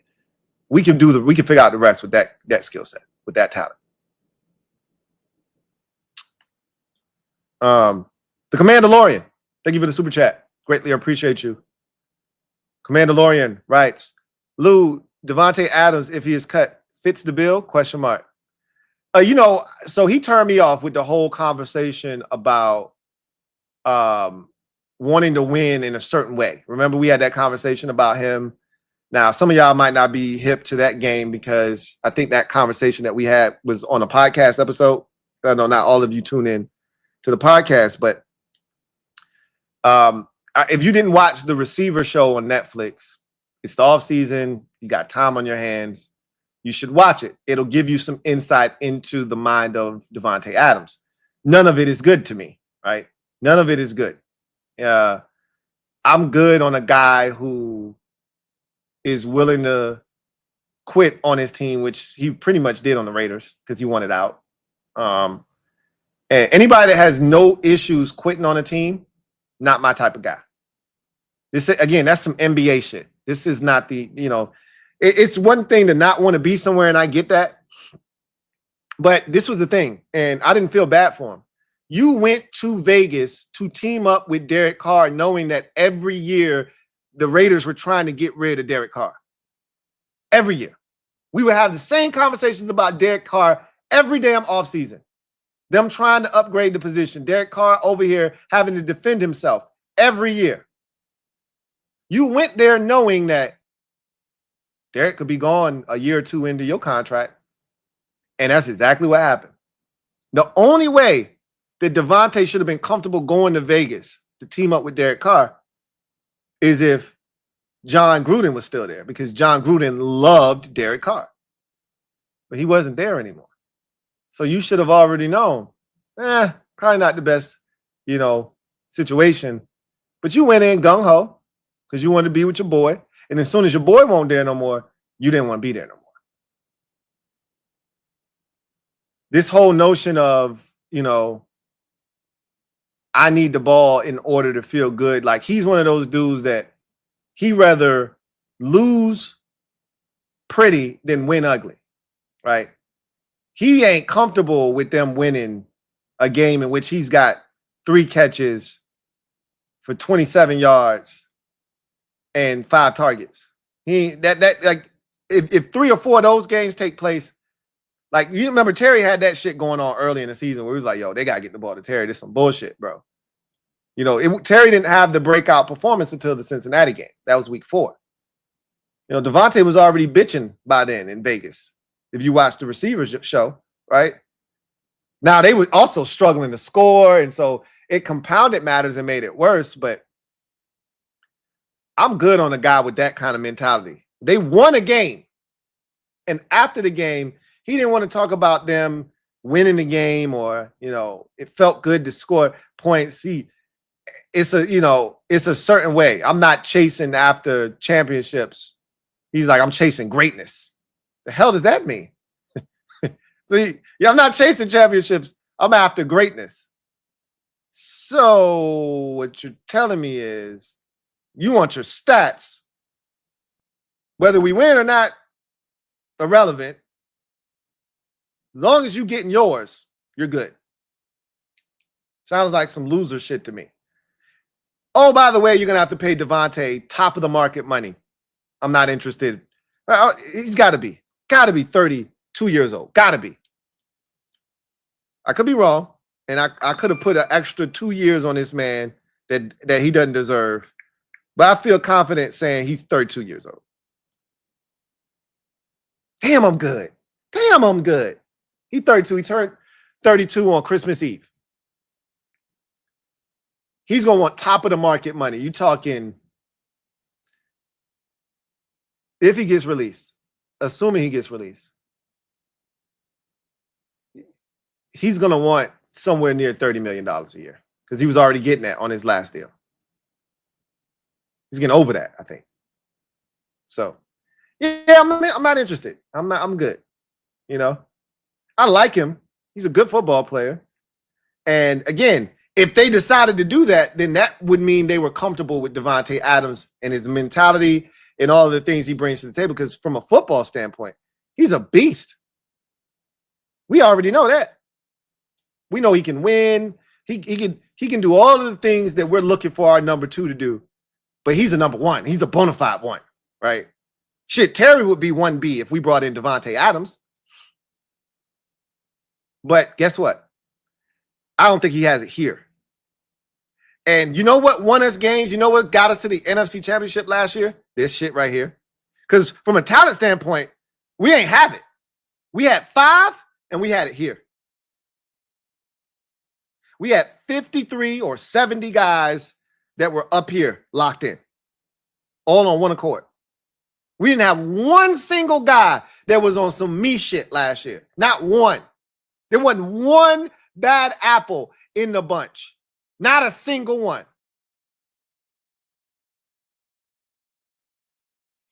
That shit's important. Especially when you're not where you need to be from a talent standpoint, an organizational standpoint. We're not there yet. You're not good enough to bring in a guy that has some issues where you can insulate him and get him to, you know, be the best version of himself. We're not at that point yet. I just talked about that with DK, but that's not from a personality or a behavioral standpoint. That's just, hey, temperament. Hey, I need you to go out there and from the opening snap, I need you to put somebody's dick in the dirt now. Not after he talked some shit to you or somebody then hit you on a play that you felt like was late. Now you riled up. That shit happened in the midway through the second or early stages of the third. No, I need you from the opening whistle to go put somebody's dick in the dirt because you DK Metcalf. That's different than a dude that is selfish and wants to win or wants to get his stats in lieu of winning, right? Like, if we win, cool, but just make sure I get mine. Just make sure I get mine. And all's gravy over here. Shadow Striker 789. Thank you for the super chat. Greatly appreciate you. Thank you for being a member of the MOBB who writes, Kirk still falls below T, DK, Garrett Wilson, but definitely over Cup and Debo. Yeah, I'd agree with that. Yes, he would be slotted 4th for me amongst those 5 receivers.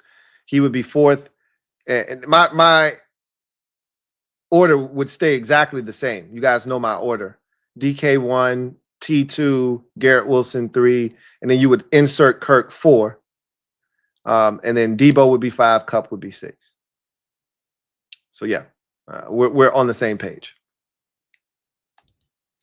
Queen Heritage Partners, thank you for the super chat. Greatly appreciate you. Queen Heritage Partners, double up, thank you for doubling up. Who writes, yo, Lou, how much would you give to match Ashton Genty with Jayden like Lamar has Henry? Running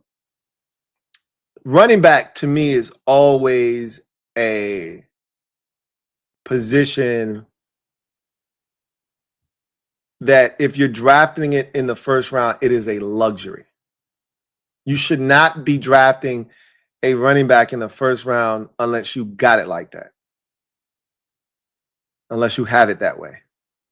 Especially not giving up anything to move up to draft a running back.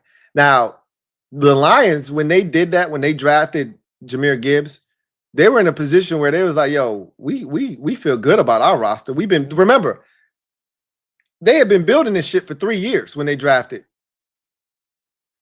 Jahmyr Gibbs in the first round. Remember, like a lot of people forget, this is why like a lot of people just think about Detroit like they just burst onto the scene. Dan Campbell had already been there since 2021, right? They won, what, 3 games this first year? The second year, he was 0-6, right? So 2021, they were 3-4 win team. 2022, they were 0-6 before finishing up the season 9-8, right? Winning their final 9 out of 12 games, 9 out of 11 games to finish up 9-8. And then 2023, that's when they drafted Jahmyr Gibbs. They already had their roster pretty much set. The only thing they didn't have was corners.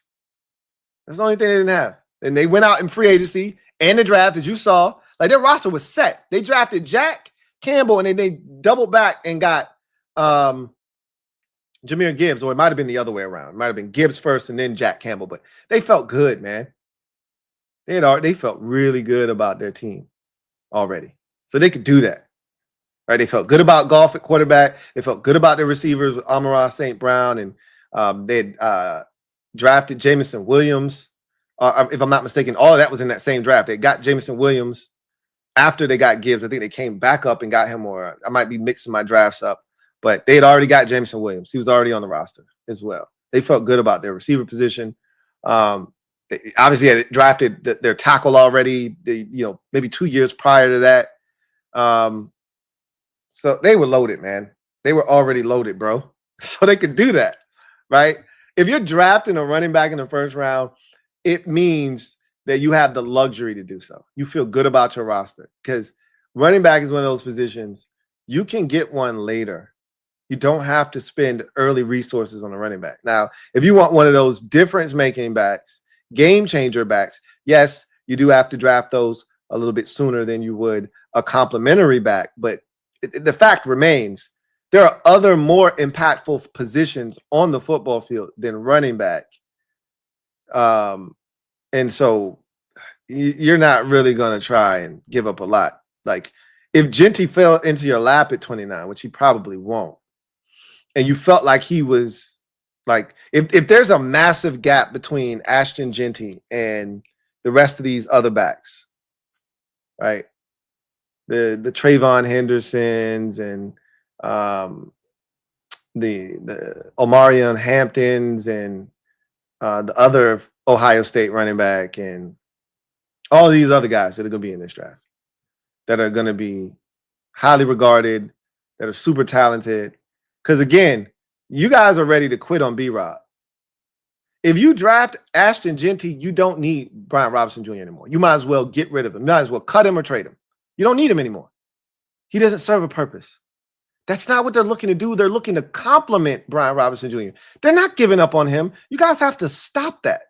Like, and I'm not talking to you in general. I'm just saying I'm talking about as a fan base. So many people were disappointed with the way Brian Robinson. I'm not telling you that he's a great running back, tremendous vision, none of that shit. That's not what I'm saying. But he is what he is, right? He's a physical downhill runner that runs through arm tackles. You guys weren't saying that. The same crowd that does want B-Rob out of here, that doesn't want anything to do with him. You were the same crowd because, and I know because I'm a part of that crowd, not the crowd that wants him out of here. I've been having B-Rob's back and fighting all of y'all off with a damn pitchfork and a torch. I've been fighting all of y'all pitchfork and tortures off the entire season, or the back half of the season. But earlier in the season, when he was out against Baltimore and teams like that, damn, we miss B-Rob. We need B-Rob. Y'all was the same one saying that shit. And it wasn't until he got injured and the offensive line started to, decay and erode, and they weren't doing their shit like they were earlier in the year because the offensive line was moving people early in the year. They were creating space at least, if nothing else. Then the injuries started to take effect with them. Wiley missed a game. Coleman missed a game. Biotish missed a game. Like, we were banged up. Allegretti was playing with a hurt ankle pretty much the entire season. Ankle, knee, all of that. So as time wore on, the offensive line, they fought through some shit. They played as many games as they could together, but there was a stretch there for about 4 or 5 weeks where we hadn't seen the starting group, the 5 guys that we start on the field together. There was about a 5-week stretch. And it showed. And B-Rob is a guy that needs to get going downhill. He's not a guy, and I hate this east-west shit we were doing with him. He can't be running lateral and parallel to the line of scrimmage. He has to be getting north, downhill. Get up the field. They're not looking to replace B-Rob. They're looking to complement him. So Ashton Genty, Omarion Hampton, those are replacements for B-Rob. Those aren't compliments to him. That's how I feel. Now, again, I'm not telling you to not take an Omarion Hampton or an Ashton Genty, because keep in mind, how many more years of B-Rob do we have on his rookie deal? He was drafted, if I'm not mistaken, in 2022. Correct me if I'm wrong. 22, 23, 24. This is the last year of his rookie deal, right? If we're doing the math. If the math is mathing, this is the last year of his deal. So again, I'm not telling you to not draft an Ashton Genty or an Omarion Hampton. It's not what I'm telling you. If you feel like those guys are difference makers, that's the future of the running back position, take them. But if they had it their way, they would like to have what the Lions have, Sonic and Knuckles. They feel like they got a Knuckles already, Brian Robinson Jr. They feel like they just need Sonic. That's what I think they're going to be after in this year's draft. Now, you want to do it all type of back? Those are few and far between in this league. Now, just about everybody's got, specialized backs. Even the Eagles let Kenneth Gainwell come in and get a sniff, right? It ain't a lot, but it's enough to keep Saquon somewhat fresh. So, again, even the Ravens got Justice Hill. You need somebody, even if you got a workhorse back there. We'll see what they decide to do. I'm not giving up anything to get Ashton Genty. If he falls in your lap at 29 and you love him, take him. I'm all for it. But you're not going up to go get an Ashton Genty. You're not giving up draft capital to draft a running back. That's insane, right? Not unless you're already in a position to win and the running back is one of the few pieces that you need to put you over the top. Then you could do something like that. We're far from that, right? I'd actually be pissed off if they did something like that. Like, what are we doing? What are we doing? As much as I want to upgrade running back, not like that, right? Not at the expense of a potential another starter and, another core player that, helps this team. There's other ways to go about it. But I'll tell you this much. If they love a back at 29, I'm all for it. I'm all for it. Video channel. Thank you for the super chat. Greatly appreciate you. Thank you for being a member of the MOBB. Video channel writes, Lou, what's going on, video channel? Thoughts on Jamel Dean if available? I ain't a big fan of Jamel Dean. He actually got better over the life of that rookie contract in Tampa Bay. But I think there are better options available than Jamel Dean. And he's always injured, it feels like. Every time I watch the Bucks, Jamel Dean is either just getting back from injury or he gets hurt in the game that I'm watching. So, and then you go 2-3 weeks without Jamel Dean on the field. Like, and I could be wrong about that. I'm just telling you how I feel about Jamel Dean. I'd have to look up how many games he's played in, how many game starts he's had, et cetera, over the last. I bet you he hasn't had a full season probably since My guess would be the 2020 year when they won the Super Bowl, which probably would have been his rookie season or something of that effect. 2021.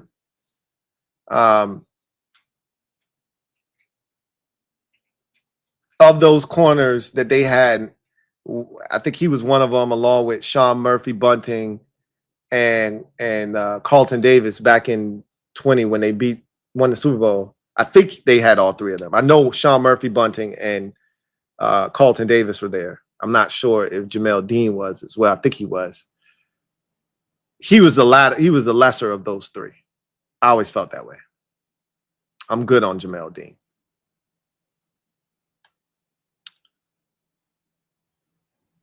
I'm assuming that's who you're talking about.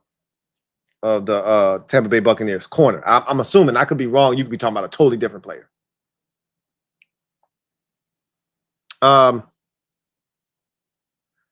Christopher McLaughlin, my guy, C-Mac, thank you for the super chat. Greatly appreciate you. Thank you for being a member of the MOBB. My guy, Chris, writes, hey, Lou, what's up, Chris? Hope all is well with you and the family. Likewise. Really, truly appreciate that. Thinking left tackle is number one priority to address in free agency. And again, there's some options. I don't necessarily love them, but anything like any of those guys that I'm thinking about that are free agents are an upgrade over the guy that we had at tackle last year, personally. I think if you want to strengthen this offensive line, you can do that by taking Coleman and either having him compete at left guard, which I don't think Allegretti did anything that warrants him being benched. I would say, Coleman, can you play right tackle? Can we, see if you can make the switch over the right side and try him over there before you kick him inside the guard? I still think he's a guard when it's all said and done. But maybe he's a better right tackle than he is a left tackle, right? You might be able to fix both tackle positions by signing a free agent, kicking him over the tackle, and now you can kick Wiley for the, meantime, you can kick him inside the guard if you need to, right? To that left guard spot or right guard spot till Cosme comes back, if Cosme misses any time, and keep the left side of the offensive, the center and the left guard position intact. And then once Cosme comes back, you insert him and boom, you ready to rock, right? He says, Ronnie, thoughts on Ronnie Stanley on a 2 to 3 year, on 2 to 3 years injury history is concerning. It is.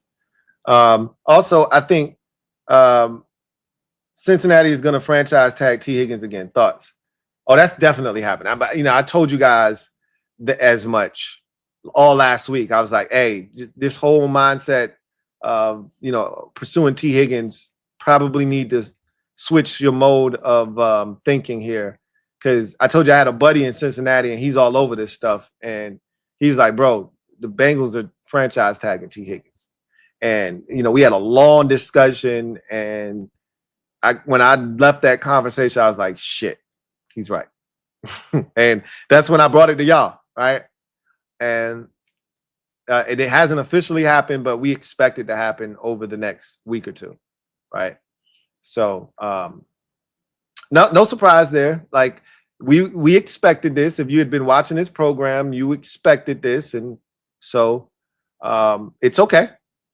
You pivot. There are a ton of options available still via the trade market and via the free agency market, and you figure out what works best for you. I think if you're Adam Peters, you're working the combine extremely hard because that's when a lot of deals get done at the combine, right?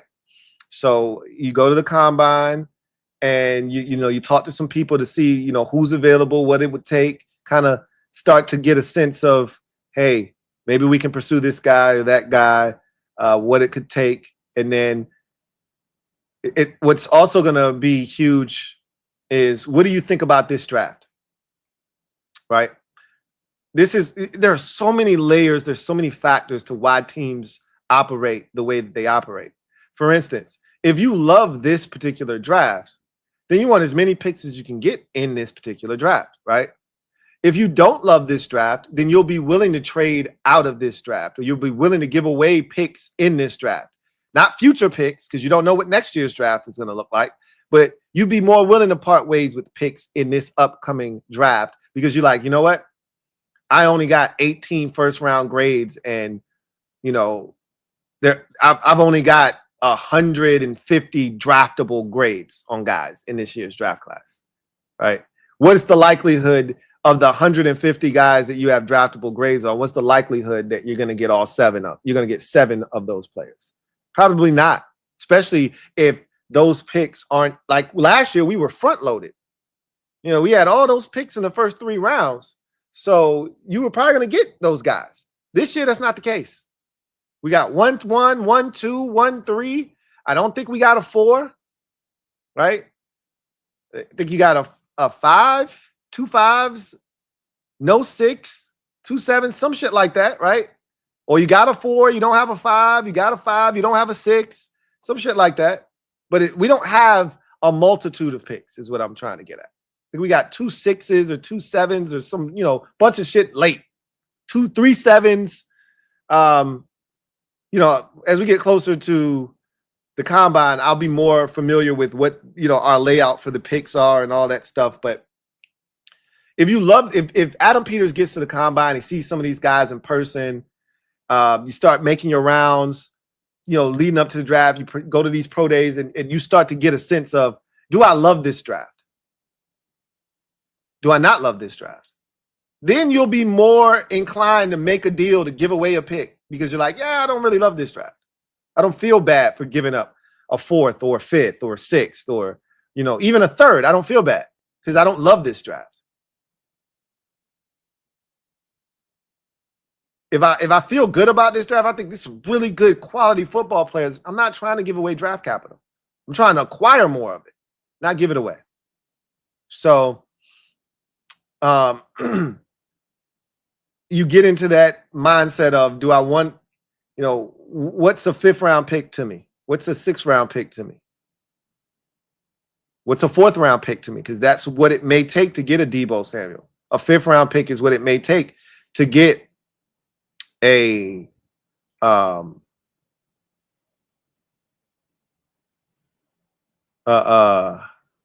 my man in Jacksonville's name? Jesus, I don't know why I just blanked on his name. Christian Kirk. It could take a 6th round pick to get a Cooper Kupp. And you may be okay with giving up all that stuff. But if you love this draft, if there are players back into the draft that you feel really good about, you're like, nah. I want my picks. We'll just sign some guys in free agency and keep it pushing. So you got to pivot, though, because Tee Higgins isn't an option. None of us are surprised by that. We knew that this was more than likely an outcome that would be reached. Here we are.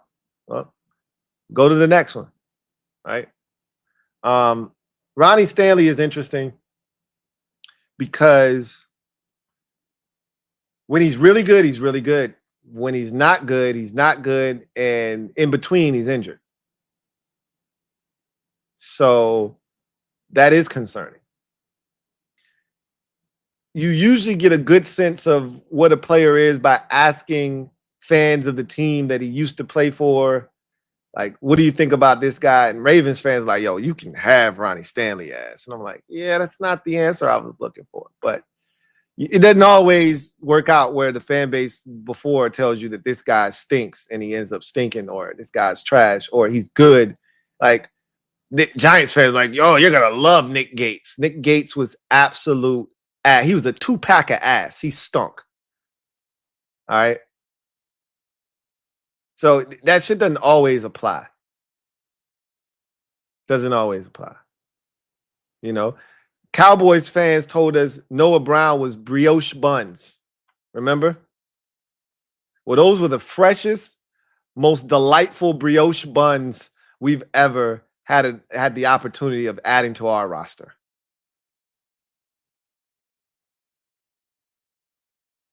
Those were some delicious brioche buns. Pause. Sign me up for more of those. Put them in the toaster oven. Those were delicious. They were delectable. So you can't always go off of what other fan bases say. When we got Ronald Darby, Eagles fans, Bills fans alike told us, oh, man, he stinks. He's trash. He was damn good for us. So you can't always go off of that. If they went out and signed Ronnie Stanley, I'm all for it. I'm all for it.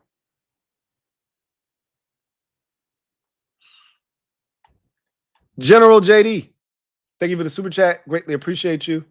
General JD writes, I kept hearing y'all a young team all season, but I see a lot of old guys, Ertz, Eckler, Lattimore, etc.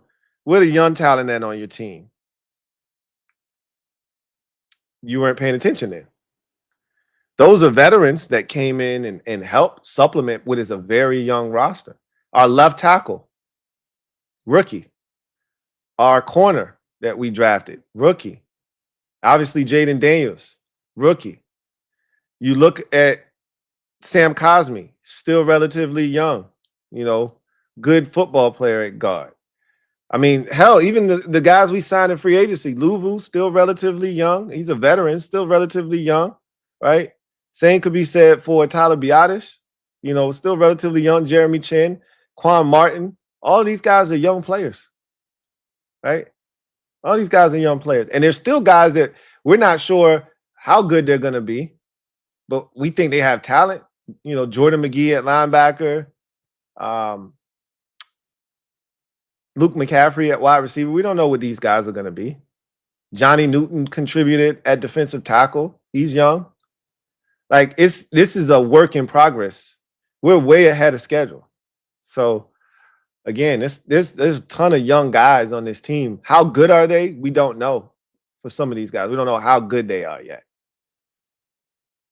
So you look around, and that's even more reason why, if you're not a fan of this team, you should be afraid of us, because we did what we did this year, and these are the guys I'm naming. Like this is the talent that we speak of over here. It's not a ton of it. Our roster is not loaded. Far from it. You give Jayden Daniels the Denver Broncos roster, we win the Super Bowl this year. And that's not for debate. Like the shit, it's not even remotely close, but that's a roster that has been built over years, right? 3-4 years they've been building that roster. I've been over here eyeballing Denver Broncos stuff for years. I talked about the edge rusher from Oklahoma for years, like, yo, damn, I want one of them type of dudes. He's a beast. PS2, best corner in football, won defensive player of the year. Like that, it's levels to this shit. We just getting started. Just getting started. That's what makes us scary. Barrett Downing. My guy BD, been a member for 41 months.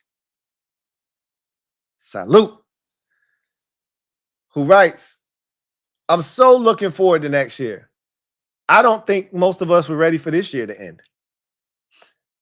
I can't recall the last season where it ended and I wanted and I was like, all right, y'all had enough time off, 2-3 weeks. All right, I'm ready for y'all to come back. Like, this is gonna be the longest off season ever, bro. It's already been a long off season. We haven't even gotten to the combine yet. People want to talk to me about the draft, and rightfully so. I'm the one that's wrong, not y'all. Okay, just so we're clear. I'm the one in the wrong. I'm just having a hard time getting past free agency because I'm like, yo, we almost went to the Super Bowl last year. Like, my brain is like, bro, these young boys in the draft, they can help, but they ain't going to be the ones that push you over the top. Maybe they will, but it's more likely than not going to be these free agents that come in here, as we saw last year with this team, right? You got Jayden Daniels, Mikey Sanders still, and then all of the free agents were the ones that really helped shape and mold this team. From Wagner to Ertz to Eckler to Chin to Louie, right? They were the ones that helped, to Armstrong to the Biadasz to Allegretti. They were the ones who shaped and molded this team. So, again, I'm looking at the free agents and saying that's what's going to get us where we want to go faster. Now, in the long haul, you're looking at the big picture, the draft is where that's at. Right. I'm you're not alone, Barrett. Like literally, if the season could start tomorrow, it couldn't come, it wouldn't be too soon. We got to wait all the way until July for these boys to report back to, like, a lot will happen in between now and July, obviously, when the players report to training camp. But I'm ready for these boys to get on the field again. It's a stark contrast. I mean, night and day difference between how I felt at the end of this past season and last year. I couldn't wait for last season, 2023, to be over. Get Rivera the hell out of here. Clean house. Get rid of all of these players. Let's start this bitch over. Go get us a GM. Go get us a coach. Go get us a quarterback. Let's start this whole over. This year, I'm like, bro, you could bring the whole squad back. I know that's not a good thing. I'm fully aware. But at this point, I'm like, yo, if you said you can start the season this coming Sunday, but you don't get to make any changes to your roster. All right, bet. Let's do it. Set them up. That's probably a losing proposition, but that's how finked up I am right now. Because we definitely need change, without question. But can't wait, man. Bart Scott. Can't wait. JP, my guy. John Perez, thank you for the super chat. Greatly appreciate you. Thank you for being a member of the MOBB. My guy, JP, writes, damn it, Lou. No Tee Higgins.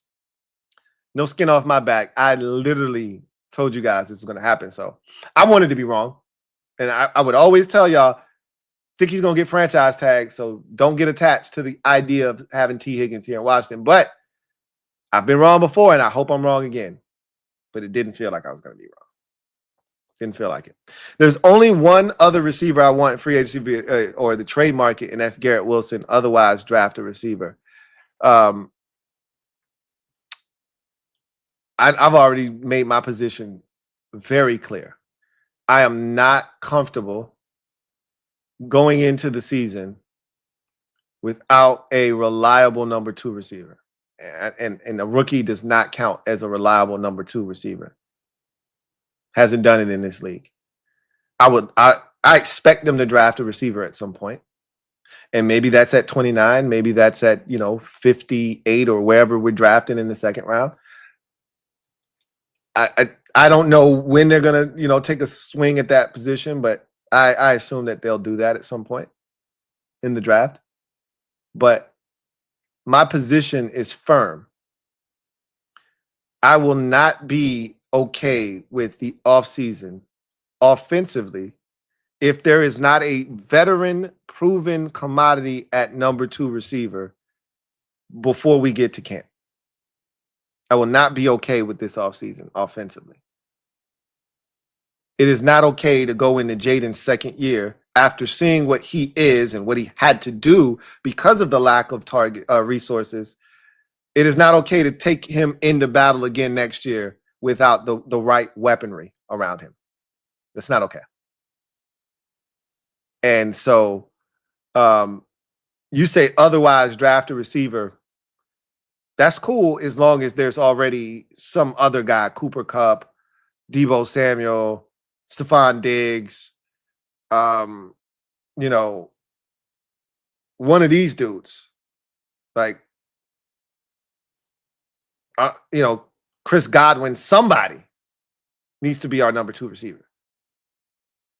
And I already told you, none of these hyphenated dudes are okay as a number 2.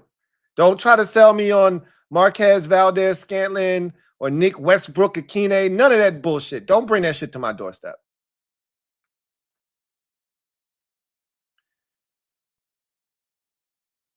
We need a legitimate number 2. And if that takes place, then whatever you do at receiver in the draft, if you sign somebody else at free agency, cool. But don't try to sell me on Terry and a rookie and Luke McCaffrey as your 3 options going into the season, and then you just bring back Olamide Zaccheaus and Noah Brown. That I'm not okay with that. I'm not okay with that. Because that's essentially what the Bills did last year. And Josh Allen had to, make miracles work. And I said from the jump, this shit ain't enough. I was like, Smokey. When his mama gave him some money and told him go get him cigarettes, he was like, this ain't enough. And the Bills said, well, make it enough.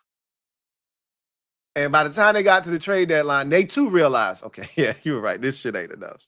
You was right, Josh. This shit ain't enough. So they went and got Amari Cooper. I don't want to be that team. I don't want to be that team. They went out last year. They traded Stephon Diggs. They let Gabe Davis walk, which was fine. A lot of Bills fans wanted him gone anyway. And they signed Curtis Samuel, and they drafted the kid in the second round out of Florida State. And they had Khalil Shakir, who nobody confuses Khalil Shakir for a number one receiver. So you had 22 twos. If you want to call Curtis Samuel or Khalil Shakir a two, I wouldn't advise you to call either one of them twos. They're more of threes. But at Keon Coleman. Now you had two stud tight ends, you had a stud running back, but what did you have at receiver? Not a goddamn thing. And so I don't want to put my quarterback in that position. I don't want to do it. Because that's essentially what you would be doing if it's different because you got Terry still, right? The Bills didn't have a Terry. But they went out and got Keon Coleman and they said, hey, we need you to step up and be a pseudo 1-2, whatever. That's not okay. That's not okay.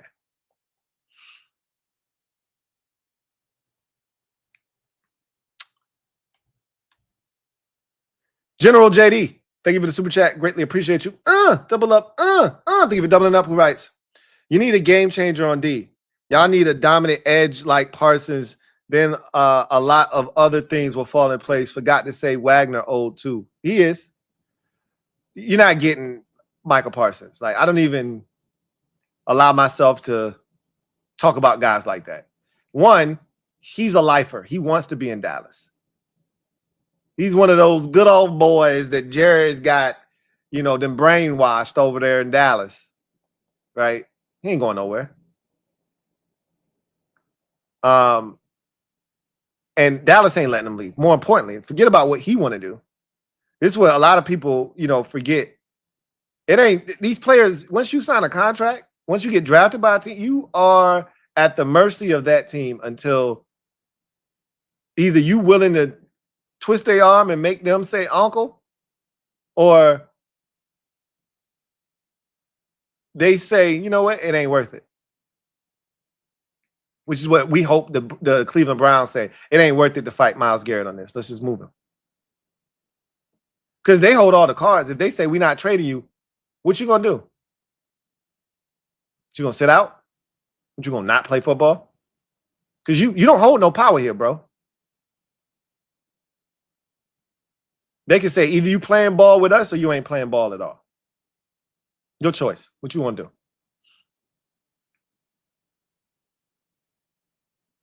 They could do that. And in Michael Parsons' situation, they're going to sign him to a long-term deal. But even if they didn't, just like they did with Dak, franchise tag again till we get something done. You ain't going nowhere. You ain't going nowhere. It'd be nice to get one of those Michael Parsons type players. It'd be nice. But once again, you got to be in the top 15 to get something that looks like that. And our plan is to never draft that high again unless we fleece somebody in a trade and end up with a pick that we have no business having. Our goal is to never draft that high again. You got to figure it out. Like Kansas City found Chris Jones in the second round with a late second round pick, right? We just got to stumble on one of them dudes. That's the goal. That's the hope. is you find one of them demons somewhere in the draft while drafting where you drafting at. There's always the option of trading up to get one of them type players too. But you got to get to a place where your roster is complete enough where you can give up draft capital and be okay. We're nowhere near there yet. So, look, I'm not trying to rush this process. There are just certain things that are non-starters for me heading into year 2. And wide receiver 2 is one of them. Like left tackle is not a non-starter for me. If they decide that Brandon Coleman experiment, year 2 of the Brandon Coleman experiment is to take place, I'm not fighting against that. That's not a non-starter for me.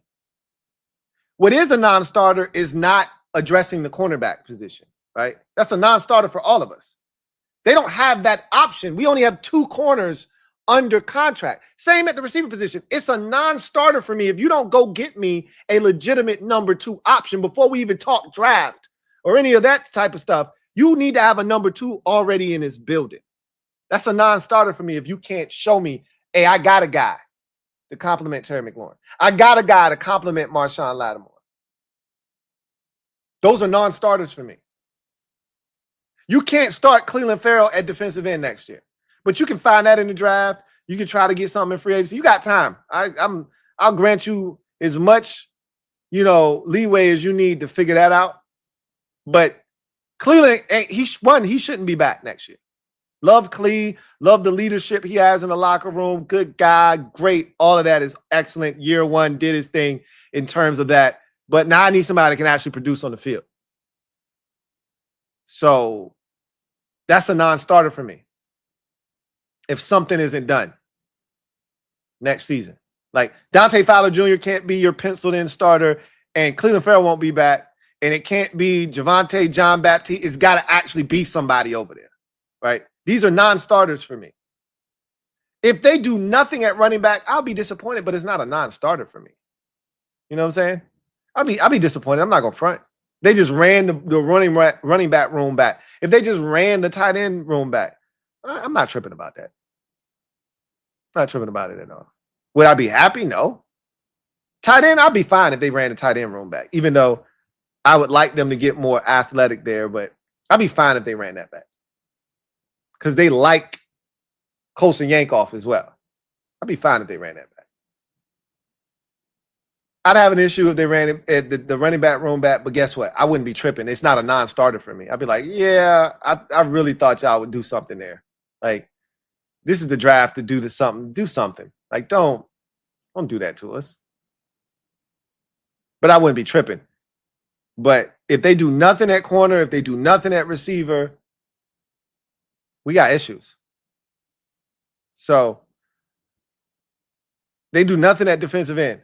You're not getting a game changer like Parsons. They don't just grow on trees. You say that like you could just say, hey, let me get one of them Michael Parsons.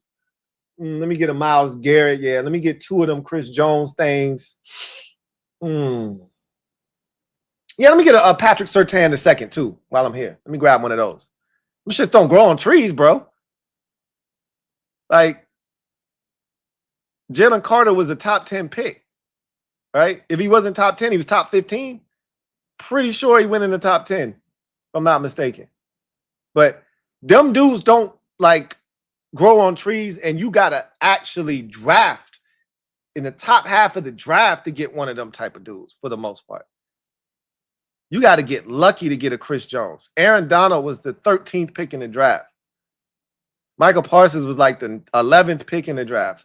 9th, 10th, something like that, pick in the draft. Patrick Surtain was like the 9th pick in the draft. Myles Garrett was the 2nd pick in the draft. If not the first, he might have been the 1st pick in the draft. No, he was the 1st pick in the draft in 2017. I think we already did that. So, yeah, you want one of them type of players? We tried. We drafted Chase Young 2nd overall. We got bamboozled. We got hoodwinked. We tried. We swung. We missed. It's life. JLG, thank you for the super chat. Greatly appreciate you. Thank you for being a member of the MOBB, who writes, Would you consider D-Hop on a short-term deal? He's to me, he's along the lines of Cooper Kupp. Like, he ain't got a lot left in terms of juice. He ain't beating nobody one-on-one. But much like Kupp, you put it in his general vicinity, and it's a little bit even better with D-Hop. He gonna catch it. You know what I'm saying? I'd take DeAndre Hopkins without a doubt. He's an upgrade over Hollywood Brown. Like, these are guys that I feel like if you said, all right, man, we had to take Hollywood Brown on a 1-year deal to go opposite Terry. Okay. All right. Now go draft me another dude, sign me another free agent, because Hollywood Brown you're not breaking the bank for him coming off the year he just had in Kansas City. All right. I would be cool with that. He's proven in this league that he can put up 1,000 yards. He's proven that he can be a number 2. He's proven he can be a number 1. Even if it's of low-end quality. I don't give a shit. We got a true number 1 already. I ain't looking for a number 1 receiver. I'm looking for a number 2.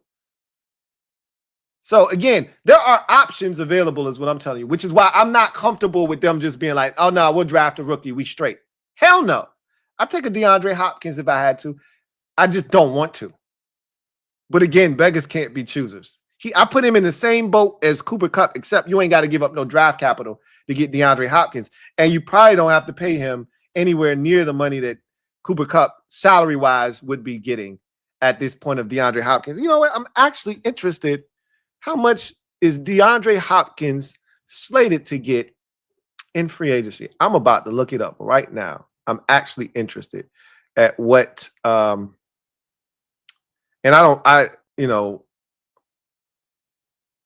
he's 30, about to be 33 years old is DeAndre Hopkins, right? See what they saying that his value is $15 million. I don't even think he's going to get that much. I could be wrong. What kind of season did he just turn in? I don't feel like he had 56 catches for 610 yards and 5 touchdowns. The year before in Tennessee, he had 75 catches for 1,000 yards. So some of that, was he got displaced in Kansas City because he was in Tennessee. It was a bad quarterback situation. He went to KC middle of the season, had to get acclimated. You give him a full offseason, and I think DeAndre Hopkins is still good for 800 yards. Still good for 800 yards. Still a guy you can force it to in tough situations. So I'd be on board with that. 1-year deal for DeAndre Hopkins. I'd be on board for that if I had to. Dave from the 757, been a member for 6 months. Really appreciate you. Writes, we have a 1, 2, 2 3s,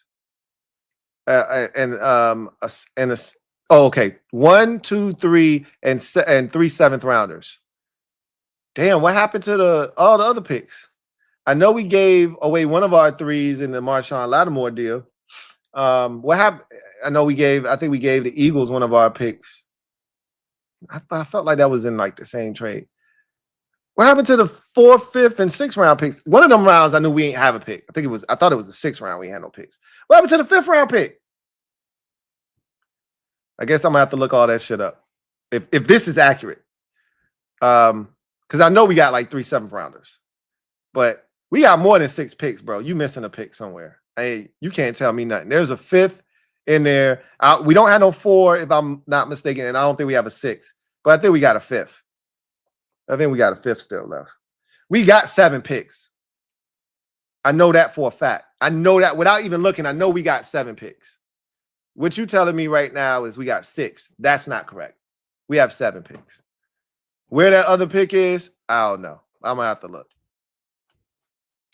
Rocky D, thank you for the super chat. Greatly appreciate you. Rocky D, thank you for being a member of the MOBB, who writes, I feel Noah Brown needs to be back. Dude not getting the love he deserves. Basically, JD5 safety net when he was healthy.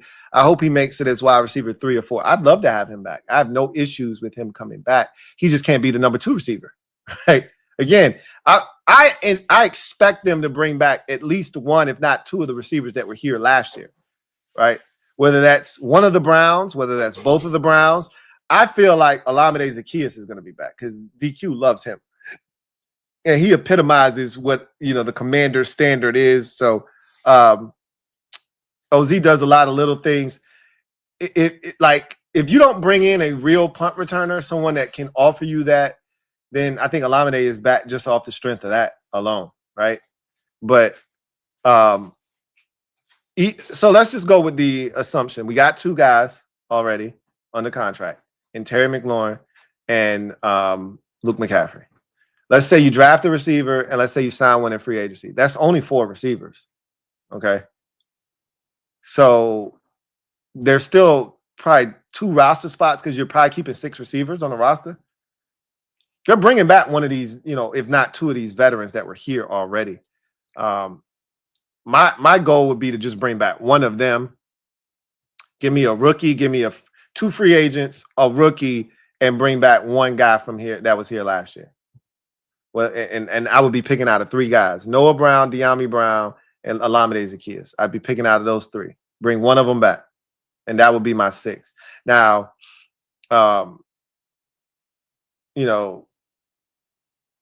it's just hard for me to believe that nobody would sign Noah Brown, nobody would sign Olamide Zaccheaus. Dyami Brown is going to get an opportunity somewhere, based off of the fact that he was once upon a time a 3rd-round pick, and he had moments last year. And some of his best moments were on the biggest stages he was on, where everybody was watching. So if you weren't familiar with Dyami Brown's game, you saw him in the Tampa game, you saw him in the Detroit game, and those were some of the best moments of his career to this point. So with that in mind, somebody's going to oh, no, he can help us. We could use a Dyami Brown. Somebody's going to sign Dyami Brown. So we'll see what happens. I said this when he got hurt. There was too much disrespect lobbed at at Noah Brown for what he had provided us with. He overachieved for a guy that spent absolutely 0 time in camp with us, no preseason ball with us, came to us a little banged up, missed week 1, showed up week 2, and automatically became our number 2 receiver right out of the gates, and was a huge part of the reason we beat the Giants in week 2. Was our leading receiver in that game. If I'm not mistaken, it might have been Zach Ertz, but he was right there. He had one of the biggest catches in the game on that final drive that got us in the field goal range. So Noah Brown wasn't given the respect that he deserved based off of what he provided us with. He gave us something when we had nothing at number 2. And because Jayden was forcing him the ball and it was at the expense of Terry, people got pissed off at Noah Brown, and that wasn't his fault. And he shouldn't have been in the crosshairs of this fan base. That was unfair to him. So I'm all for Noah Brown being back. Queen Heritage Partners, thank you for the super chat. Greatly appreciate you. Who writes, what do you think about Mike Green, T. Henderson, 1st and 2nd round? I couldn't tell you right now. I'm a fan of Trayvon Henderson, though. And again, if you can get him, sign me up. I couldn't even tell you Mike Green from Mike Brown, from Mike Black, from Mike White right now. So again, I start my journey this week.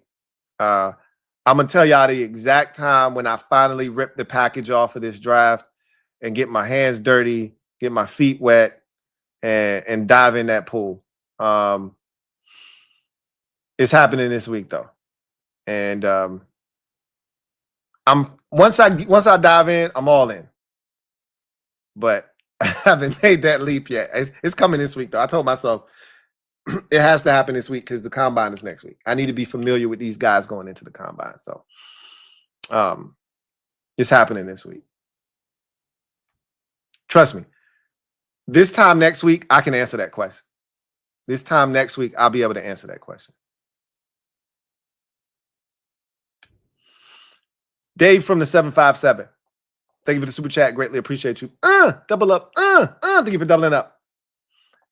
Dave writes, or excuse me, that wasn't a double up. The first one I think was just a comment. He says, we got a 5th rounder I forgot about. I thought so.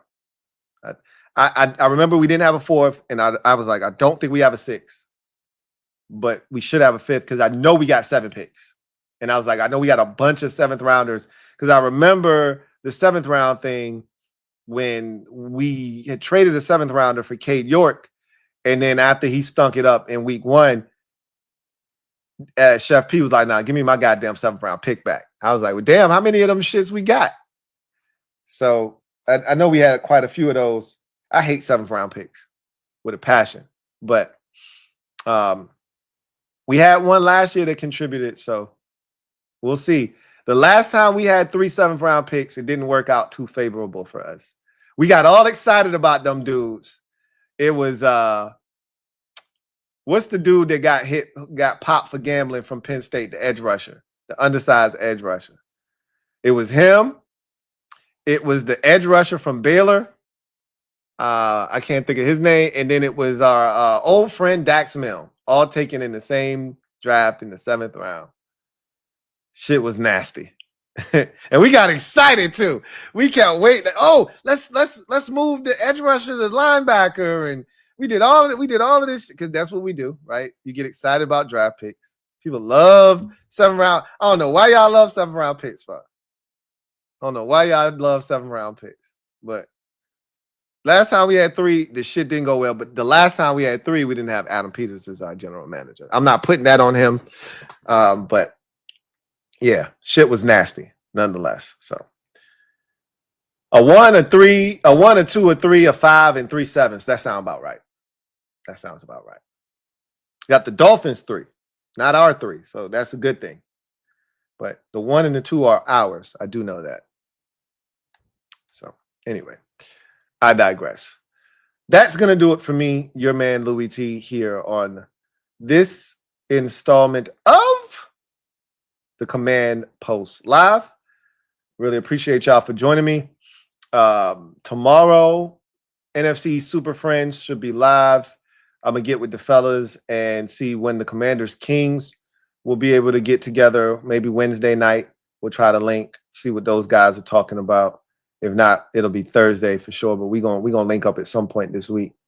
And whatever day I don't get with the Commander Kings, I'm going to get with y'all live that night. So if I'm with the Commanders Kings on Wednesday night, then I'm going to be with y'all individually on Thursday night. If I get with the Commanders Kings on Thursday night, then I'm going to be with y'all individually on Wednesday night. So whatever the case may be, a lot of times y'all going to see me in the evening during the off season. I'm going to try to get with y'all at night. Try to get a podcast off during the day, and then at night we can talk our shit. If I don't get the podcast off during the day and I feel like I need to get it off at night, then we'll do that instead. So you're going to be seeing me most nights during the week, except for Fridays, because you know I don't do Friday nights. Not often, at least. Very, very rare you see me on a Friday, Saturday, or Saturday night, unless it's an actual game being played. So should be NFC East Super Friends tomorrow. And then we'll see the rest of the week is TBD, right? But in any event, that's going to do it for me, your man Louie T. Y'all know what it is. Post up. Take command. Yeah, Shaka Tony. Shaka Tony. Yeah, Shaka Tony. What was the dude from Baylor's name? What was the edge rusher from Baylor's name? Huh?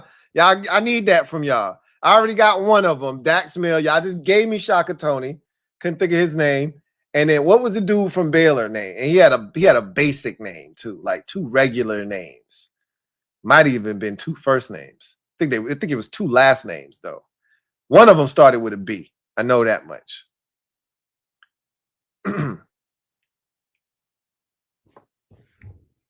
No, it wasn't James Smith Williams. He was the 7th round pick in 2020 with Chase Young. It was another dude. Now that dude had 3 names too. He was hyphenated as well, but it wasn't James Smith Williams. It was another dude, William Bradley King. Who had that one? Yeah, Jefferson Montenegro. All of y'all. Yeah. William Bradley King stinks, right? But again, he was a 7th round pick. I ain't even mad. So the last time we had 3 7s, it did not go well. It did not go well. But this is not that group. So, yeah. James Smith-Williams was actually pretty solid for us as a 7th round pick. No complaints. None whatsoever. So, anyway, I digress.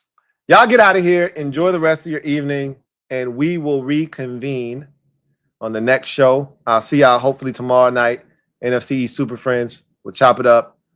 Lord, it's gonna be a long off season with them bastards, boys. Whew. So we got to take our medicine. LB has just been a nightmare on social media. It's just been so funny watching him interact with people. He has been a savage, and I'm not mad at him. I am not mad at him. Anyway, I digress. You guys get out of here.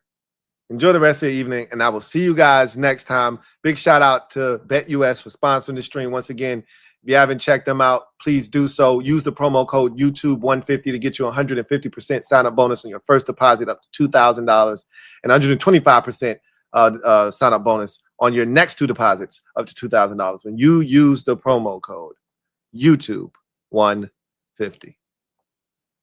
See you guys next time. Peace.